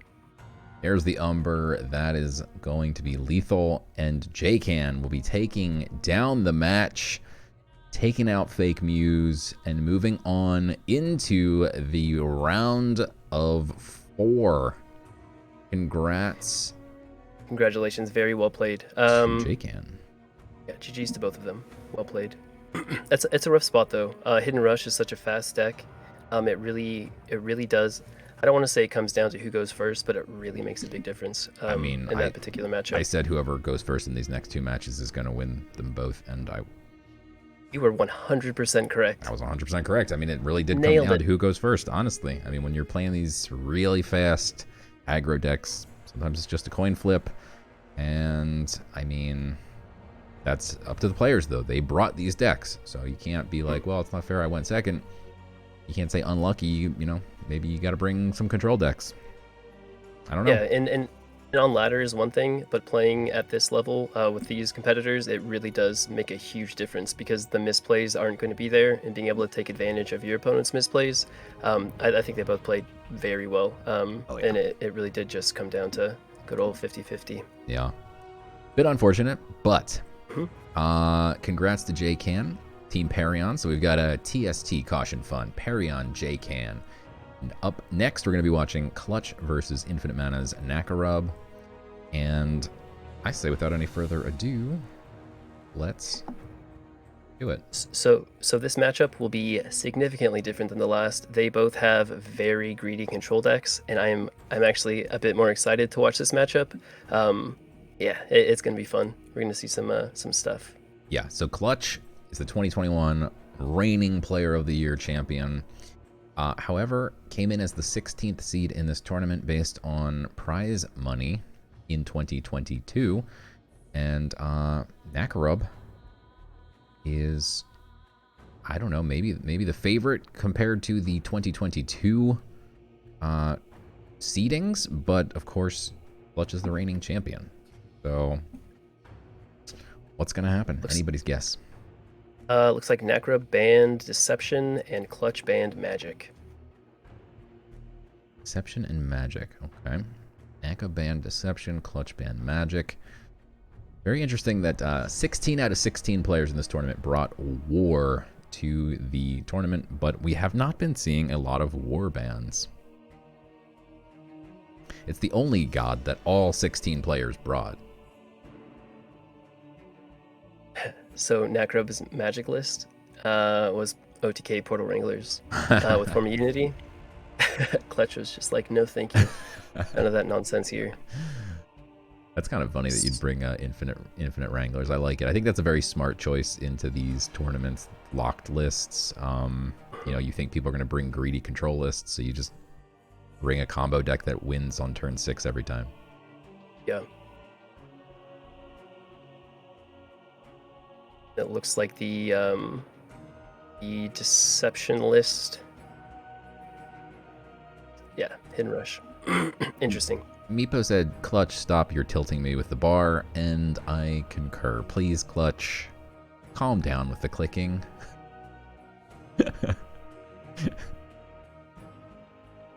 He's hovering over his cards, he's clicking on the expanding the history bar. Clutch, come on. Now we know why he takes so long every single turn. He's too busy clicking around all these buttons. This is the fastest I've ever seen Clutch play, by the way.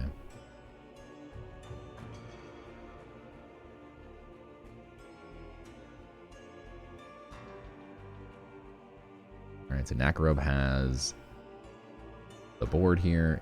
He wipes out everything Clutch has accomplished. Clutch top decks the HBK. Does have some Inquisitor Informants, which could lock things down. He's got the Theric Extortionist. He's got a lot of options here. He does. And it looks like Nackarub is running a Relic War list also. A bit greedier, tops out with demos. So Clutch picking a pretty favorable matchup. Highborn Knights, Pyramid Wardens, some Bringbackery and Escapable Duty. Now we see the typical Clutch. Sitting still, in Zen mode, letting that rope burn, weighing his options.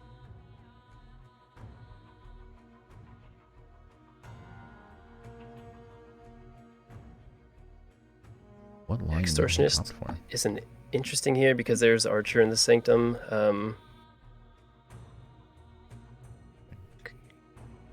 He uses the pip. Or maybe he's thinking about using it. I mean, I think you have to if this is the line you chose. This is why I don't like this line personally, is because you have to use your pip, but I'm not in the tournament. He is. He's player of the year of 2021. Yeah, he is a really, really smart, good player. He's a... Yeah. But interesting line. Kind of stalls a turn. He's got a couple options again. So if you Enlightenment here, what do you throw away and what do you look for? Yeah, that's what I was trying to figure out too. You don't have much to throw away. Now you'd have nothing to throw away. Yeah. It is Relic War, so the Embalmer, it's important, but it's not going to fatigue. Whereas getting Inescapable Duty and maybe another Highborn Knight could be really impactful. Or even Lysander's Spear. The downside of Enlightenment is it's pretty brutal, especially when you have a few cards in hand and they're important. Does he run Martyrs? Clutch has no Martyrs. I find that interesting that this... I think Nackarub popularized this maybe a few weeks back on the ladder. I saw him come in first place, I think, with this Enlightenment, no Martyr. I don't get it. I mean, Enlightenment with a Martyr is just like a free, insane value.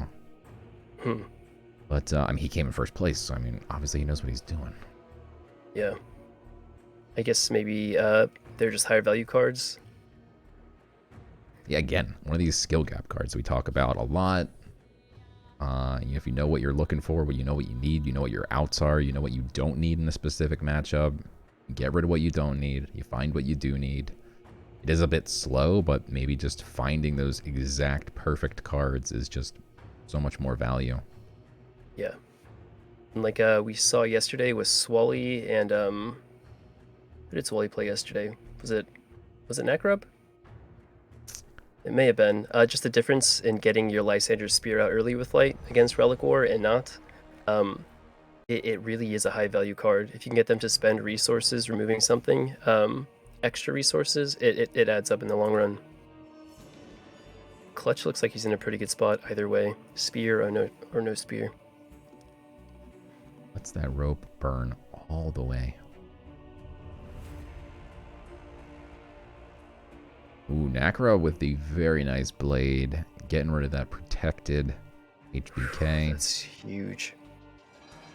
And he didn't telegraph it either. Did the AoE clear and then pinged off the other creature. I like that. I got some blade on blade action.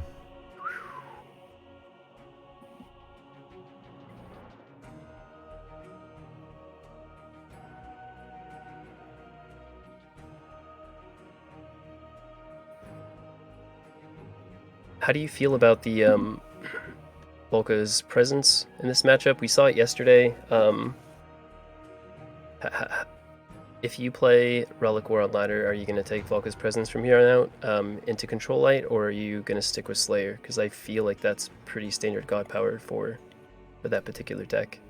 Yeah, it's tough. I think you have to build your deck specifically around Volka's presence, and then if you have, then you almost just, I don't know, I feel like you take it. But okay. I like what you brought up yesterday or 2 days ago about end to war. You play Volka's presence, you get a bunch of little creatures in your void, get at least 5. End to war becomes better. But I like to have like Out of Its Misery if I'm going to play Volka's presence. Yeah, so the list that's running right now doesn't have either of those. It's just big Relic War. Mobilize, Unrestrained Power. So I guess it is interesting. I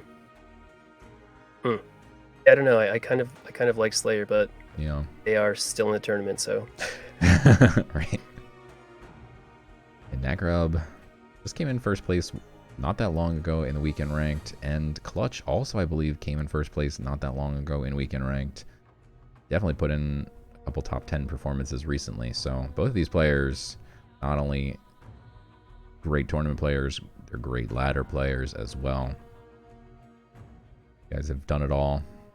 Good in any format. They really have. Blade is such a good card. Even just clearing the 1/1 with protected, draw a card, establish board. So good.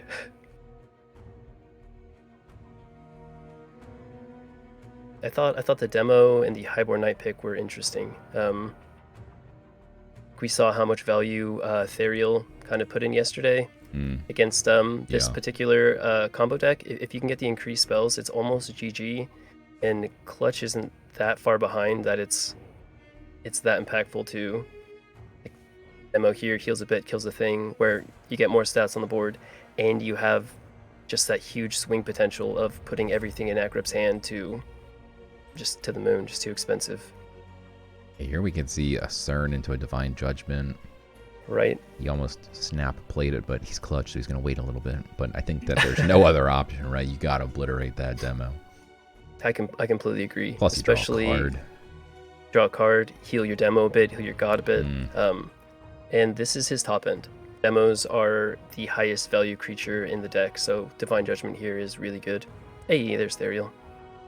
Yeah, that Therial is going to be huge. He can get whatever he needs, like we said last match.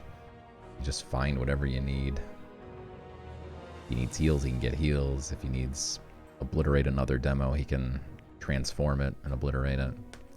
Yeah. I mean, there's the occasional Therial low roll where you just don't get any of the things. There's so many good things, though. How is it possible to not get anything good? What is bad? When I play Therial and I lose, that's my excuse. I didn't get what I needed. I didn't get the right stuff. Yeah. Yeah, there is 8 options, which is quite a lot. So I mean, there are times when you need the heals and you just can't find the heals or whatever the case may be. If you need like one specific out, but yeah, if you need like one of 3 different options, you're typically going to find at least one of them at least twice out of the 3. So I mean, you're in pretty good shape with Therial. I have a question for you. So, what are the odds of delving a single creature from Therial, right? You said there are 8 options. You delve 3 cards 3 times. I would try and do the math. I have tried, and I decided that it's in my best interest to not. So, do you know? Well, I don't know off the top of my head, but I'm going to say 75.5%. I did the math. That sounds like off the top of my head. Wow, dang. Topper. Gosh, just a whiz. Thank you. Thank you. Yeah. No problem. Gosh. I just did 3 into 8 to the 3rd power or something like that, probably. Okay. Yeah. I didn't even think of that. That's sharp. Okay, so 75.5% chance to get something you need, at least out of one of the delves. Interesting. Wow. Well, that's Clutch in the chat who said it, by the way, and he's the one who's playing this Therial at the exact moment he said it as well. So, I mean, he might know his math and know exactly what he's looking for. Know exactly what he's what his percent outs are to get them. I mean, that's why these people are in this tournament. They know that. Well, I mean, you were in the tournament too, and you don't know the math. But that's why these guys are still in the tournament. They know the math. If you want to be a top player in this game, Sam, you've got to know the math. I know. I need to spend more time with Clutch. It's important. We need to chat. Yeah, I mean, if you've got a couple options and you know one option is 75% to get you there, and your other option is 60%, you can go with the better option. If you don't know the math, you're kind of just playing by intuition, which of course these top players have great intuition and gut instincts. But if you know the math, math trumps gut instinct. Yeah. I agree. That's true. One of the players in the Final Four famously wears a math hat all the time. He loves math. Someone say math. Yeah. He's in the Final Four for a reason. He loves math. Yeah. Johnny Krypton. Cooper coached from Solar Gold. I think I'm even lower than Solar Gold right now. What rank? Oh, right, because it goes Mythic, Diamond, and then is it Auric Gold or Solar Gold after Diamond? I think Solar, and then I'm in Auric right now. Okay. I can't stop playing meme decks. I have a problem, guys. I think I need an intervention. You may be an addict. I'm addicted to Clutch. Clutch is so close to lethal here. A few favor off from Rune of Fire. I believe he took a God Blitz. He did. So he can push 6 here. He's going to choose not to. Gonna bring back something. What's he bringing back? Vesper. Interesting. Wow. That means Carnage Sweep doesn't kill his Therial, I guess, is his thought, which I like. Yeah, that's a pretty heads-up line. Very heads-up. Love it. He heals his Therial.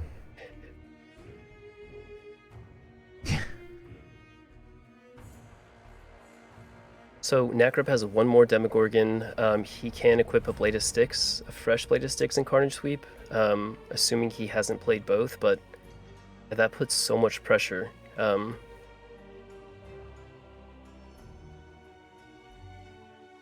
good job with the counter pick. It is definitely a tough matchup. Oh, we see the demo. Can the demo stop the lethal? I think it does. Did Clutch pick anything that obliterates a demo? Transform. So technically obliterates, yes. Nice. So Nackarub doesn't have Soul Survivor or any really good follow-up after the demo. Not that it would have mattered after it turned into 1-1, but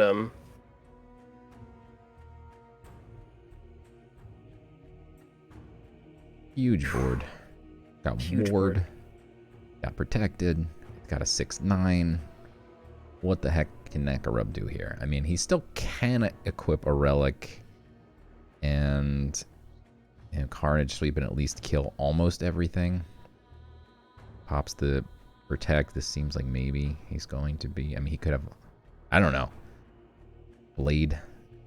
Swing it. Okay, he can and then clear with... swing, yeah. That makes sense. So it's possible for a clear still, but he's letting this rope burn, and I'm starting to feel like he doesn't have the out. So he goes with Auric Rush. Maybe a Naked Sweep here we might see. That doesn't do enough, probably. Nope. Okay, Wolf Cult. Okay, he's still got 6 mana. He's being efficient here. And now he goes Devouring Blade. I guess he's going to take out the 1/1 and then pray it hits the Ethereal. It does not. Brutal. That is rough. I hate to see that. Now, he just grabbed a Rune of Fire. Okay, but the Devouring Blade killed 2 things, so he would not have had enough favor. Yeah. And that looks like That is it's it. gonna do it. Well played. And well picked by Clutch. Definitely got the matchup you wanted with that. Absolutely. Good game. Defending champ is up 1-0. Can Nackarub make a comeback? Did we have a poll in the chat? What was the picks? What did chat think? The line where Clutch pulls the Relicate back to keep his established board instead of just smarking face, I really like that line. Really heads up. And I think those small interactions are what really separate good players from consistently good players. Players that perform well often. Yeah. So GG's, well played. We see Clutch keeping Burial in his opening hand. What do you think about that, SamBam? Interesting. It's control light, so I guess he's going to be able to... I don't hate it, right? He can transform the Radiant Embalmers, which is pretty high value. He can increase the cost of spells. And it's not going to be too scrappy early. He does have the 2 encumbered looters, so he can fight for board. It's interesting, but he's playing the long game, I guess. Ethereal is just such an impactful card, especially if you can get it down early. And it just helps refill your hand, that's kind of a big deal. That is crazy. That's something you can only do with deck lists that are locked, and you can see your opponent's deck list, and you know exactly what they're doing in advance of the game starting.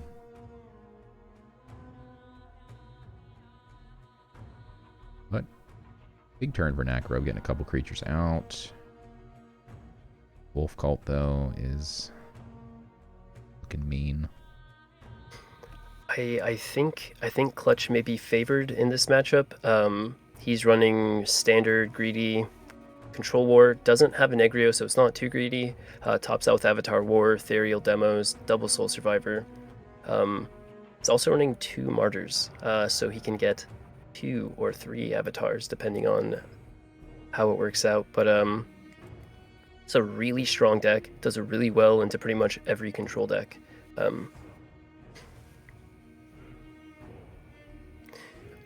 Manages also, to clear board. Yeah, interesting. He goes with Slayer also. I've noticed a lot of people on ladder or even in the tournament have been taking Bulkus Presence, to contest the board. But interesting pick. Yeah.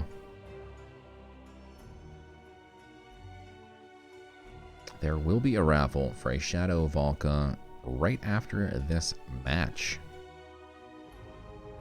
So stay tuned. Nackarub has 1 Embalmer, 1 Duty. Yeah, bad.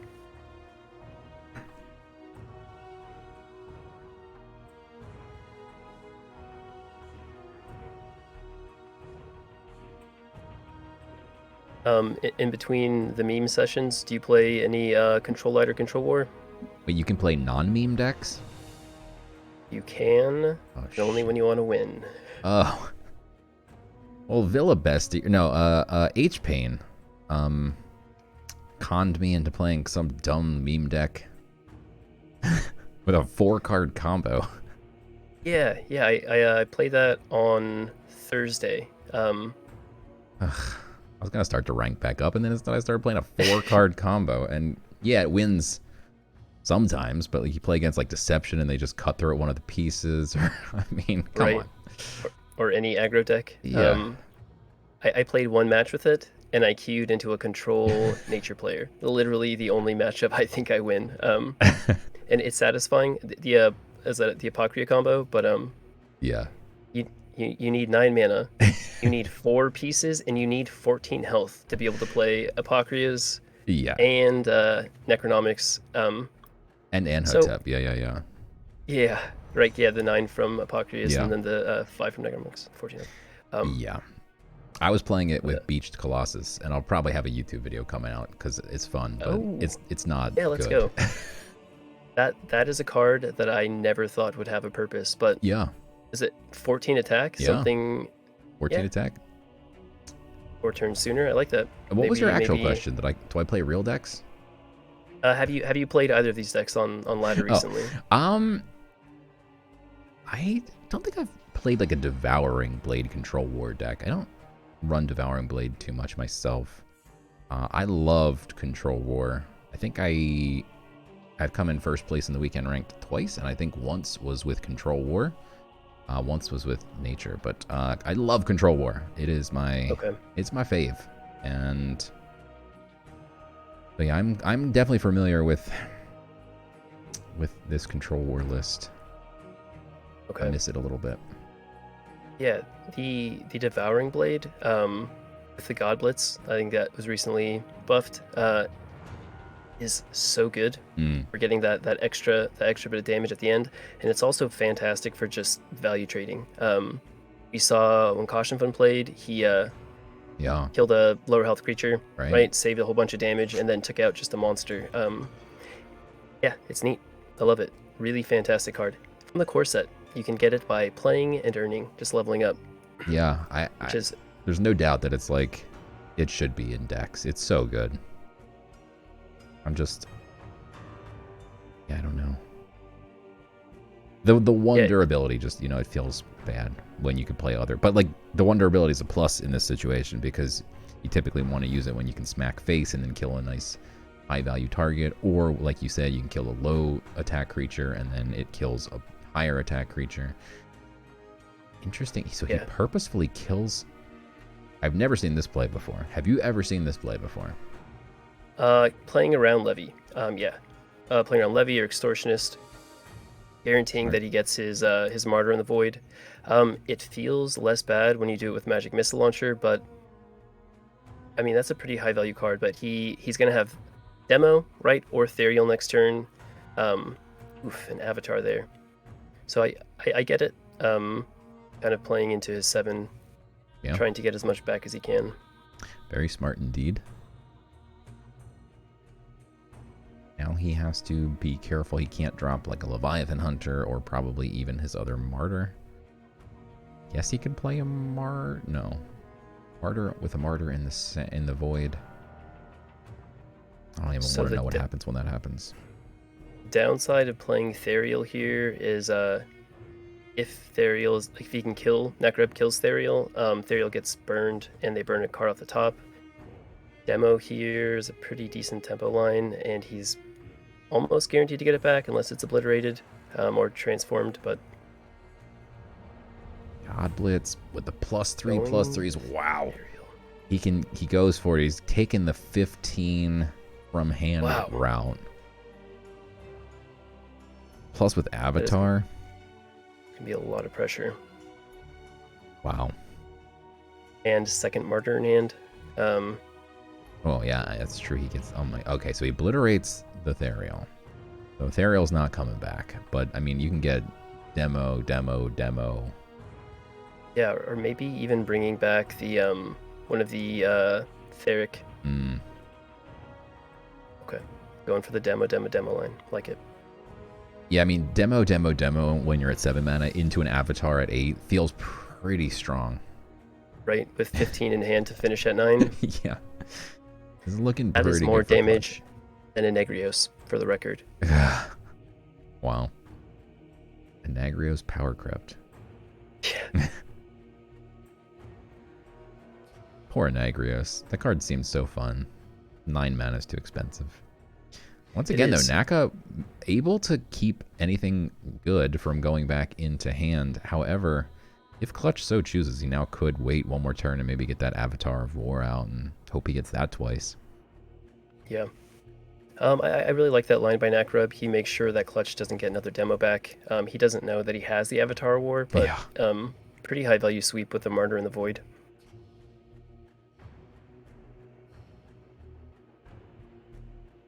Not looking pretty.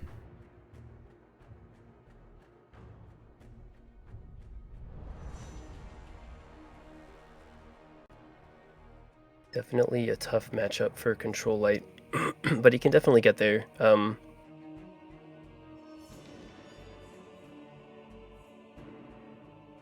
Clutch finally tapping that God Power.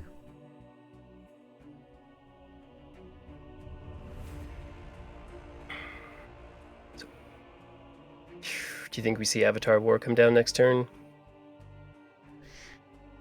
Oh, now we see Ethereal. Yeah, I mean, I don't know. Maybe you need to end to war that. I don't know.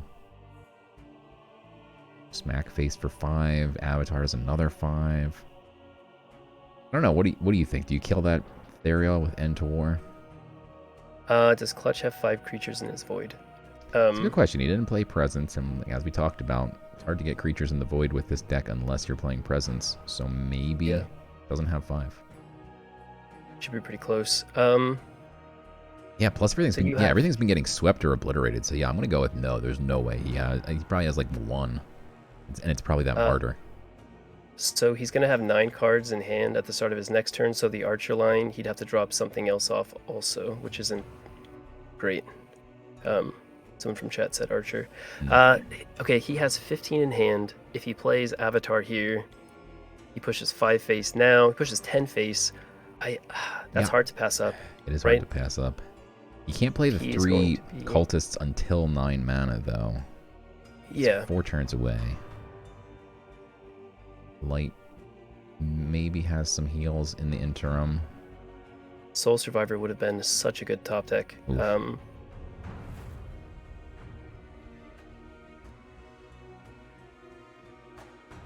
Okay, so goes for the Archer line. Obliterate it. Like it. Wow.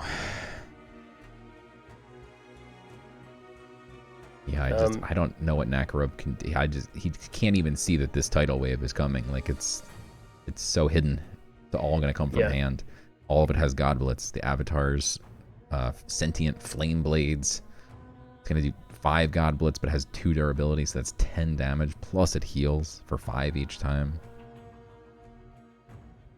And it's interestingly a guaranteed heal for 5. It's not Leech, which is bizarre. Yeah, that's increase the cost of spells, and he has a 1 spell in hand. Oof. Wow. Yeah, and Control War 1 runs a lot of spells. Savage Strike, End to War, Carnage Sweep, Soul Survivor. Okay, maybe not a lot. Seemed like a lot. And he's now in lethal range. Even if that board gets cleared, he still has the relic.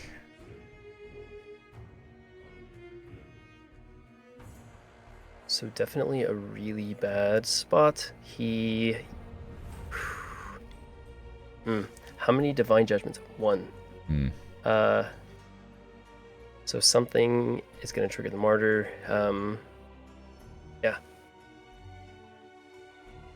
And high rolling Therial like that is just, it's rough. It's hard to play around. I don't know if you really can, especially at this level. But that's exactly what he needs to just kind of finish it up before it goes too long.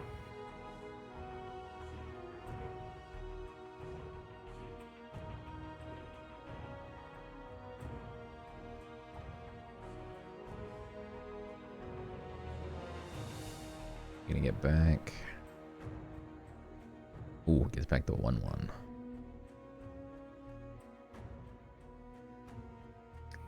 Oof, yeah, that's no good. Not even sure what other options were in the void, but has Lips Are Sealed. That could be an out. Okay, Or plays Mercy. Cadmos. Cadmos would be really good here. So I think Clutch is one off lethal. Mercy. In 2 turns. Oh, no, he just has now. lethal. Never mind. I forgot about the God Yeah. Power. Yeah, that's just lethal. That's it. Wow. Brutal. I mean, really well played by both of them. You slay your God Power. Putting in work. GG's. Well played. Well played indeed. So Clutch is up 2-0 against Nackarub. Nothing. That is right. Nackarub looking for his first win here. Playing light. He knows exactly which deck Clutch is going to have to play. He gets to choose which order he wants to play. Well, where Clutch has to play this Magic deck 3 times in a row if Nackarub were to try and reverse sweep. Yeah, this Magic list is very similar to the list that FakeMews ran, with the Ethereal Demogorgons, but also very tempo forward. Wormbreath, Pyrrhic Knowledge, Ethereal Flames. again. Ethereal has won him multiple games, and he opted finally not to keep it, and it comes right back where it belongs. Man, I cannot tell you how often I mulligan a card going first, and I get it back. It's so bad. It feels so bad. It feels unrandom. But it's okay. I mean, how often does it happen? Like once every 14 games? That seems about right. I would say less. I would say less. Then it's probably a bug. Well, I guess maybe, well, if you have 2 copies of a card. I think you can only have 1 Ethereal, but... Well, yes. I'm totally kidding, yeah. Yes. Clutch seems to have multiple copies, though, because he's always got them in hand. Yeah. And I don't think he's mad about it, because he was, like, debating. He was like, should I keep it? It's maybe a little cheeky to keep it, but it's won me a bunch of games. And he was like, finally, like, no, I'll throw it away. And then, boom. There it goes right back.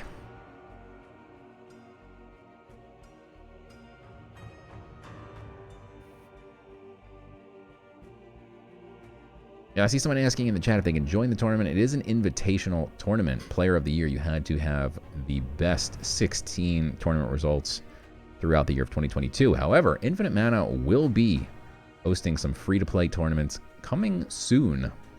And, of course, I'm sure Infinite Mana League Season 3 also coming soon. Maybe even will be the same event. So we might see an Infinite Mana League Season 3 as a more free-to-play friendly option. So get excited. Yeah, that's pretty exciting. And so what exactly is a free-to-play tournament? So free-to-play is such a wild term because I get yelled at sometimes when I use it and people are like, it's not free if anything costs any money. However, I think free-to-play is really more like budget, right? If budget-friendly, you can play the game and earn packs. With those packs, you can trade cards. You can get there for free. You can make a $60 a deck, for completely free. Not that hard. So I use the term free-to-play to reference any budget-type decks. And I think maybe we'll see a format that, bans Genesis and, has the newest sets, of course. Those are, very free-to-play friendly, like Divine Order, Mortal Judgment, of course, core set, welcome set. I think we'll see those sets are definitely considered free to play. So okay, and then as far as entry, will there be a fee? That's a good question. That I don't know. Okay. I think it's still all up in the works. So if you guys have feedback in the chat as to what you would like to see, I'm sure the powers that be are watching, and your feedback could go a long way. So go ahead and put in the chat what you'd like to see in a free-to-play tournament. And in terms of an entry fee or no entry fee, maybe it's like 5 gods or something. Last time I think it was 10 gods or 15 gods. Like, again, things that you can earn just from daily play and earn. I think there'll probably be a small gods fee is my guess. But again, I'm not in charge. Okay. Well, we'll see. But yeah, what do you guys think? What do you think in the chat? Let us know. I am honestly excited for tournament season. I think people just play better. It's a bit more thoughtful as far as like even just on ladder. and it's more competitive, which is fun. Yeah, that's when I have to put away the meme decks and start trying a little bit harder. Yep. Until then, you can't stop me. Going all the way down to rank 1. Can only imagine the balance chat. Like, I just played against a guy who was a demigod. Like, he killed. Okay. He played 2 demos, and I still beat him in rank 1. What the hell? If there was a button that I could click just to get back to Mythic, I'd stop playing meme decks. But there's not, and so I'm going to keep playing them. But I do feel bad when I play against people in whatever rank I'm in, and I drop some demos, and people are just like, really? I'm like, I can't... When I want to rank back up, I'm going to have to win at some point. So, I mean... Right. Until they give me a button that lets me just skip right back. Have you seen the mobile UI? I have. What do you think about the mobile UI? I think the excitement I have for mobile kind of maybe affects my opinion, but I don't hate it. I think it's interesting, and it's going to be weird on the computer, but I know I'll get used to it. I am just really excited for that to come out at some point. How much did they pay you to say that? Come on, Sam. $10. I wasn't supposed to say. For $10? You know, gotta eat. Times are tough. It's a bear market. I understand. Bear market, yeah. Yeah, I don't hate it. It's different, but I haven't tried it, so it's like I can't say definitively like this is awful. It's the worst. Once I get my hands on it, I will be able to give you a more educated.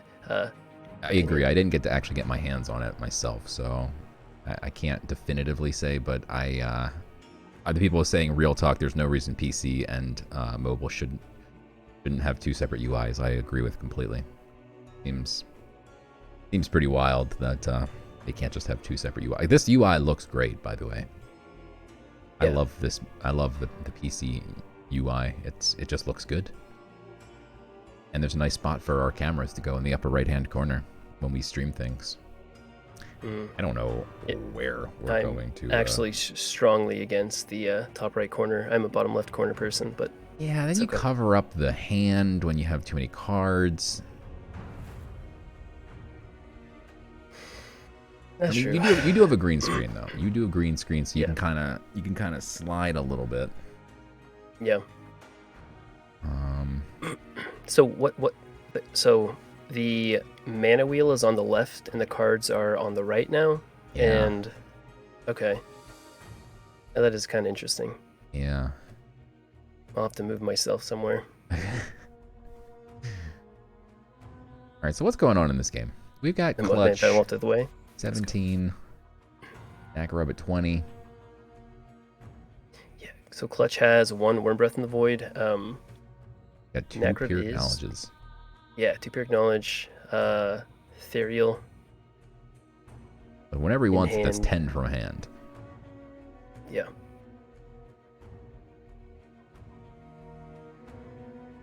The heal god power is just so strong into magic, especially when you're trying to get that 1 turn kill off and you kind of have to chip away.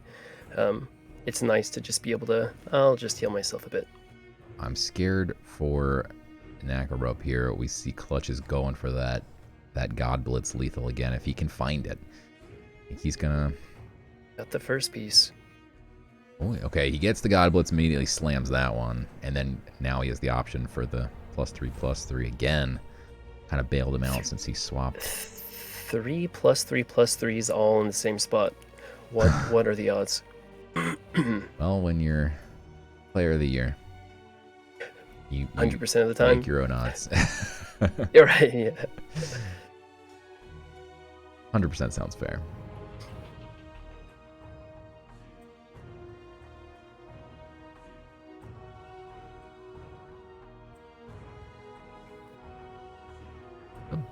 Big HBK. Can pump it. Did Clutch grab order on the last Derek? I thought he grabbed the +3/+3. Okay.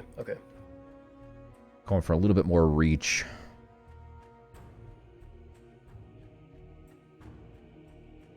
Those order chooses not to pump. I guess he knows. Well, I don't know. I mean, if you pump it, then it doesn't get. I don't know about this by Nackarub, right? Because now the Theric Conversionist, is that what it's called? Yeah, maybe. That makes sense. Convertist, what's it called? Convert something? Sure. Converter? Yes. Maybe Theric Converter. I think it's Converter. Convert. I don't know. Maybe it's just Convert. I think they're all converts, but yeah, I think they're doing the converting. Clutch has. Yeah, he can blade it too. He's got the blade. He's got the Theric Converter. I mean, he's got options.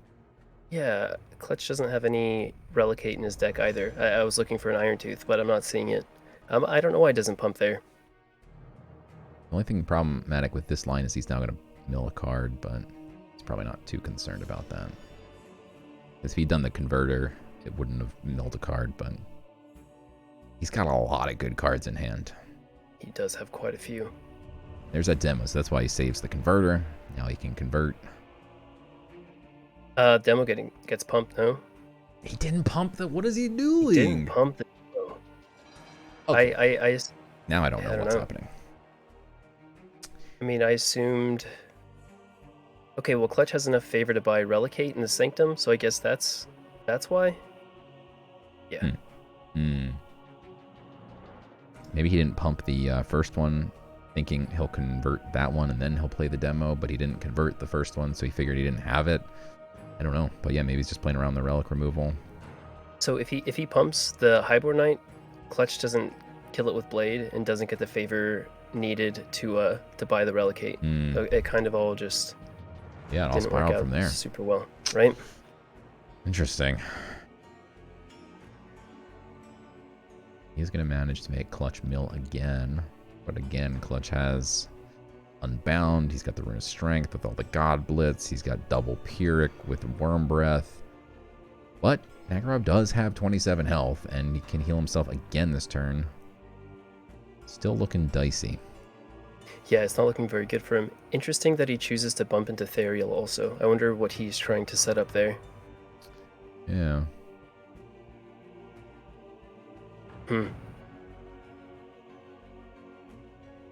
Does heal for a little bit with that Cern. Just not in a great spot here. I mean, yes, he milled a card, but he could have bumped into the blade as well, chat. Here I mean, he could have bumped into any of the... Yeah. Here comes the God Blitz, and that is a lot of damage. Lots of damage. He can also throw down that Rune of Strength if he so chooses. Looks like he's going to. He's going to pump the Rune Moth, perhaps? Okay. Get an extra free gets favor. A bit more favor. Yeah. Get that Rune of Fire and even play it if he wants. Huge turn, but kind of also goes all in to do this. Do you like it? I mean, now what if we see Nackarub play like a... Lips are sealed to be pretty brutal. Or Lysander's Mercy, and then suddenly... Then what? Clutch wins. He has Worm Breath in the Void. He has 2 Pyrrhic Knowledge with that Street Conjure. He plays Mercy and doesn't have a heal. Yeah, I forgot about the Street Conjure. He dies. Okay. Okay,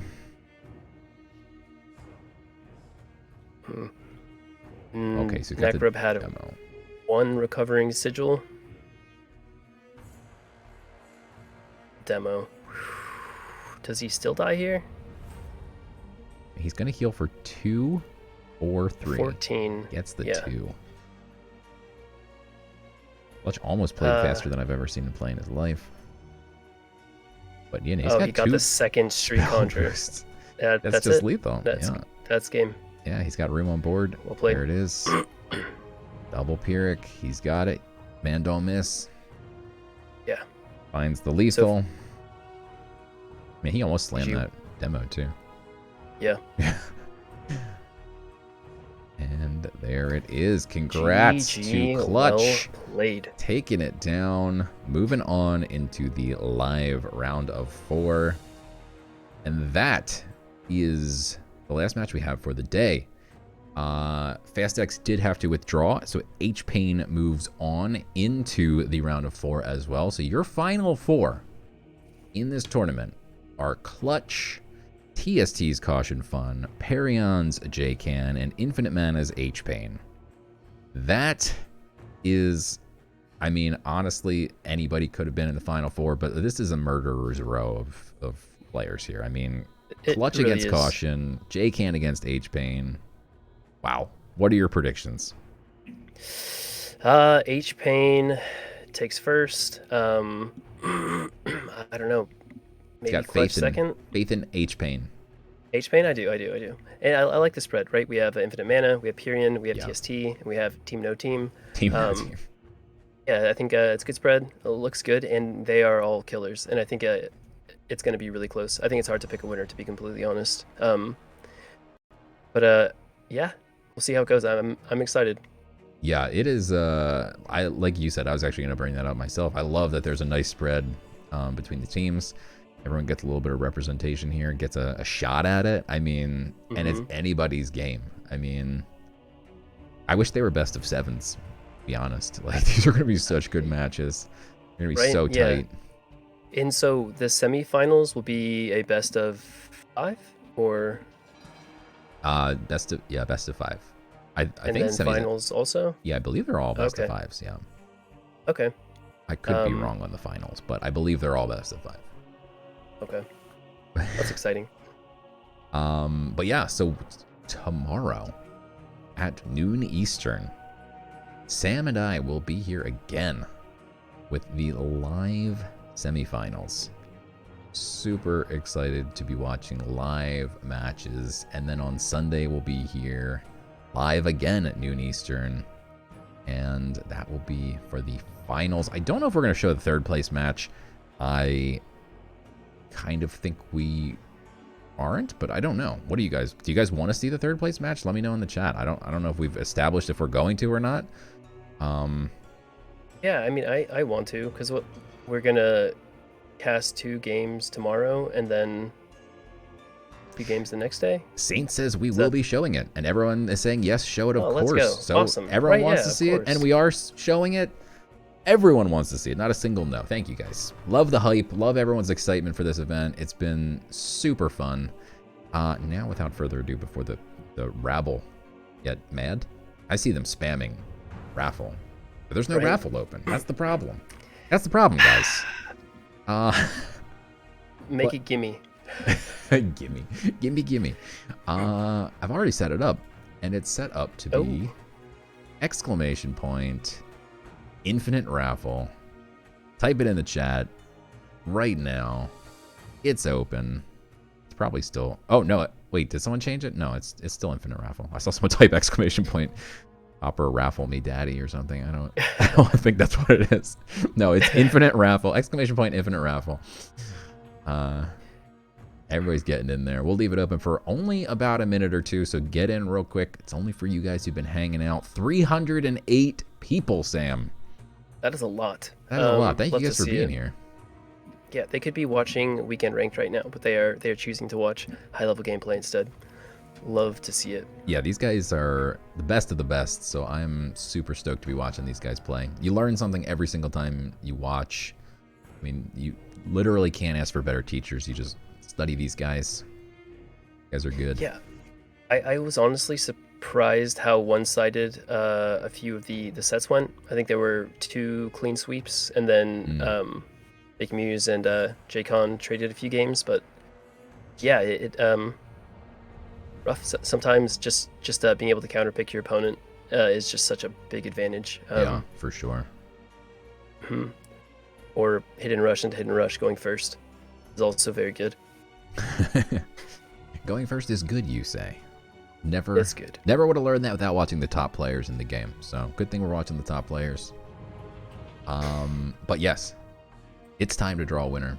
I see you guys still getting in there, but I got in there 2 minutes ago. I'm drawing a winner. I'll leave it open for 18 more seconds. It will have been open for 2 minutes. Get in. Okay, so quick question before you pull the raffle. Okay. Do you think Volca would be too good, having Blitz as a default text and then Overkill with a condition? Man, you're really harping on that. It's the second time you brought it up today. Well, because I'm looking at it, and you play it with the hand, and it's just I mean, you don't get. Sure, they remove it, lightning strike, hunting trap, or they stones can poison it, but you don't get the trade value. I just make it a 6/4 and give it blitz instead and overkill as the condition. Think about it. I mean, I think it's pretty good the way it is, but I just don't see them changing it at this point. But I like it as is. I don't know. I think it's a cool card. Make them change it. Make them change it. Okay, I'll make them change it. Thank you. I'll get on that. Before I do draw a winner, though, I've actually also got to give some real quick shout-outs. Aqua.xyz, this event doesn't happen without them. They're a great marketplace for all your NFT gaming needs. If you need Gods Unchained cards, go pick them up from Aqua.xyz. And also Team Infinite Mana, thank you guys for sponsoring the raffles. And we got Valdi's making the awesome trailer you guys are about to witness if you've missed it. And, of course, Vesper just killing it in the chat. And Valdi's as well, also helping out on the production side. You guys are awesome. Couldn't do without you guys. And now, I still see people entering this raffle, but I'm shutting it down. You've had 3 minutes and 30 seconds. Guess you're still trickling in somehow. Closing it in 3 seconds. It'll be exactly... Boom, it's closed. Here we go. Good luck, everybody. If you missed this one, don't worry. We've got 2 more raffles in the next 2 days. We'll be giving away a Mary Cadmos in Shadow tomorrow and a Frost Queen Neferu in Shadow on Sunday.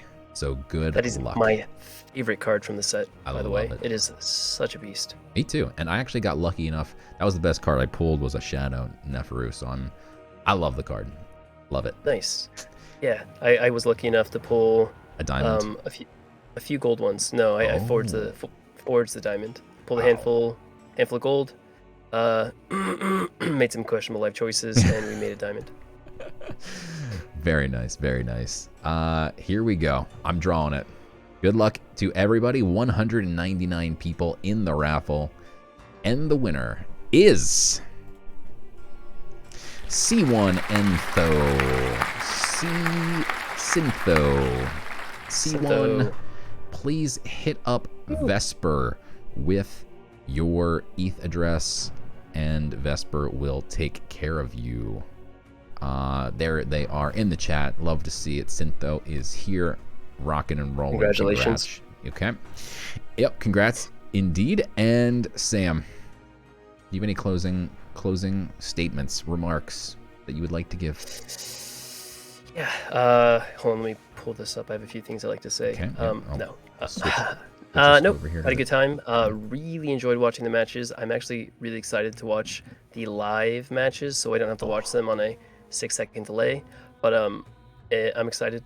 The players in the finals are so good, and their decks are pretty formidable. So I'll see everyone tomorrow. Yeah. I could not agree more. Super stoked to watch the live matches. Love watching live tournament play. So again, also big shout outs to the players for making the time to do it. Couldn't do it without them as well. And thanks to everyone who submitted their VODs. Again, can't do this if you guys don't submit your VODs. We didn't miss any games. So thanks to every single person who played in the top 16 for submitting all your VODs. And now we're down to 4 players. This is it. Who's going to be the 2022 Player of the Year? Tune in tomorrow at noon Eastern. SamBam and I will be here again, breaking it all down for you guys live. Until then, have a good night, everybody, and we'll see you tomorrow. Bye, friends.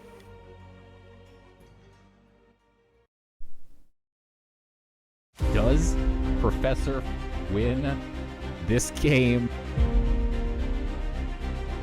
with exact lethal if he flips the coin?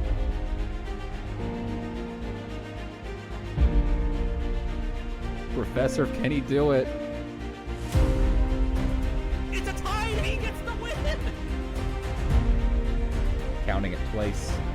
He's wiping tears out of his eyes, celebrating, popping bottles right now. And there it is. Clutch is your 2021 Community Tour Player of the Year.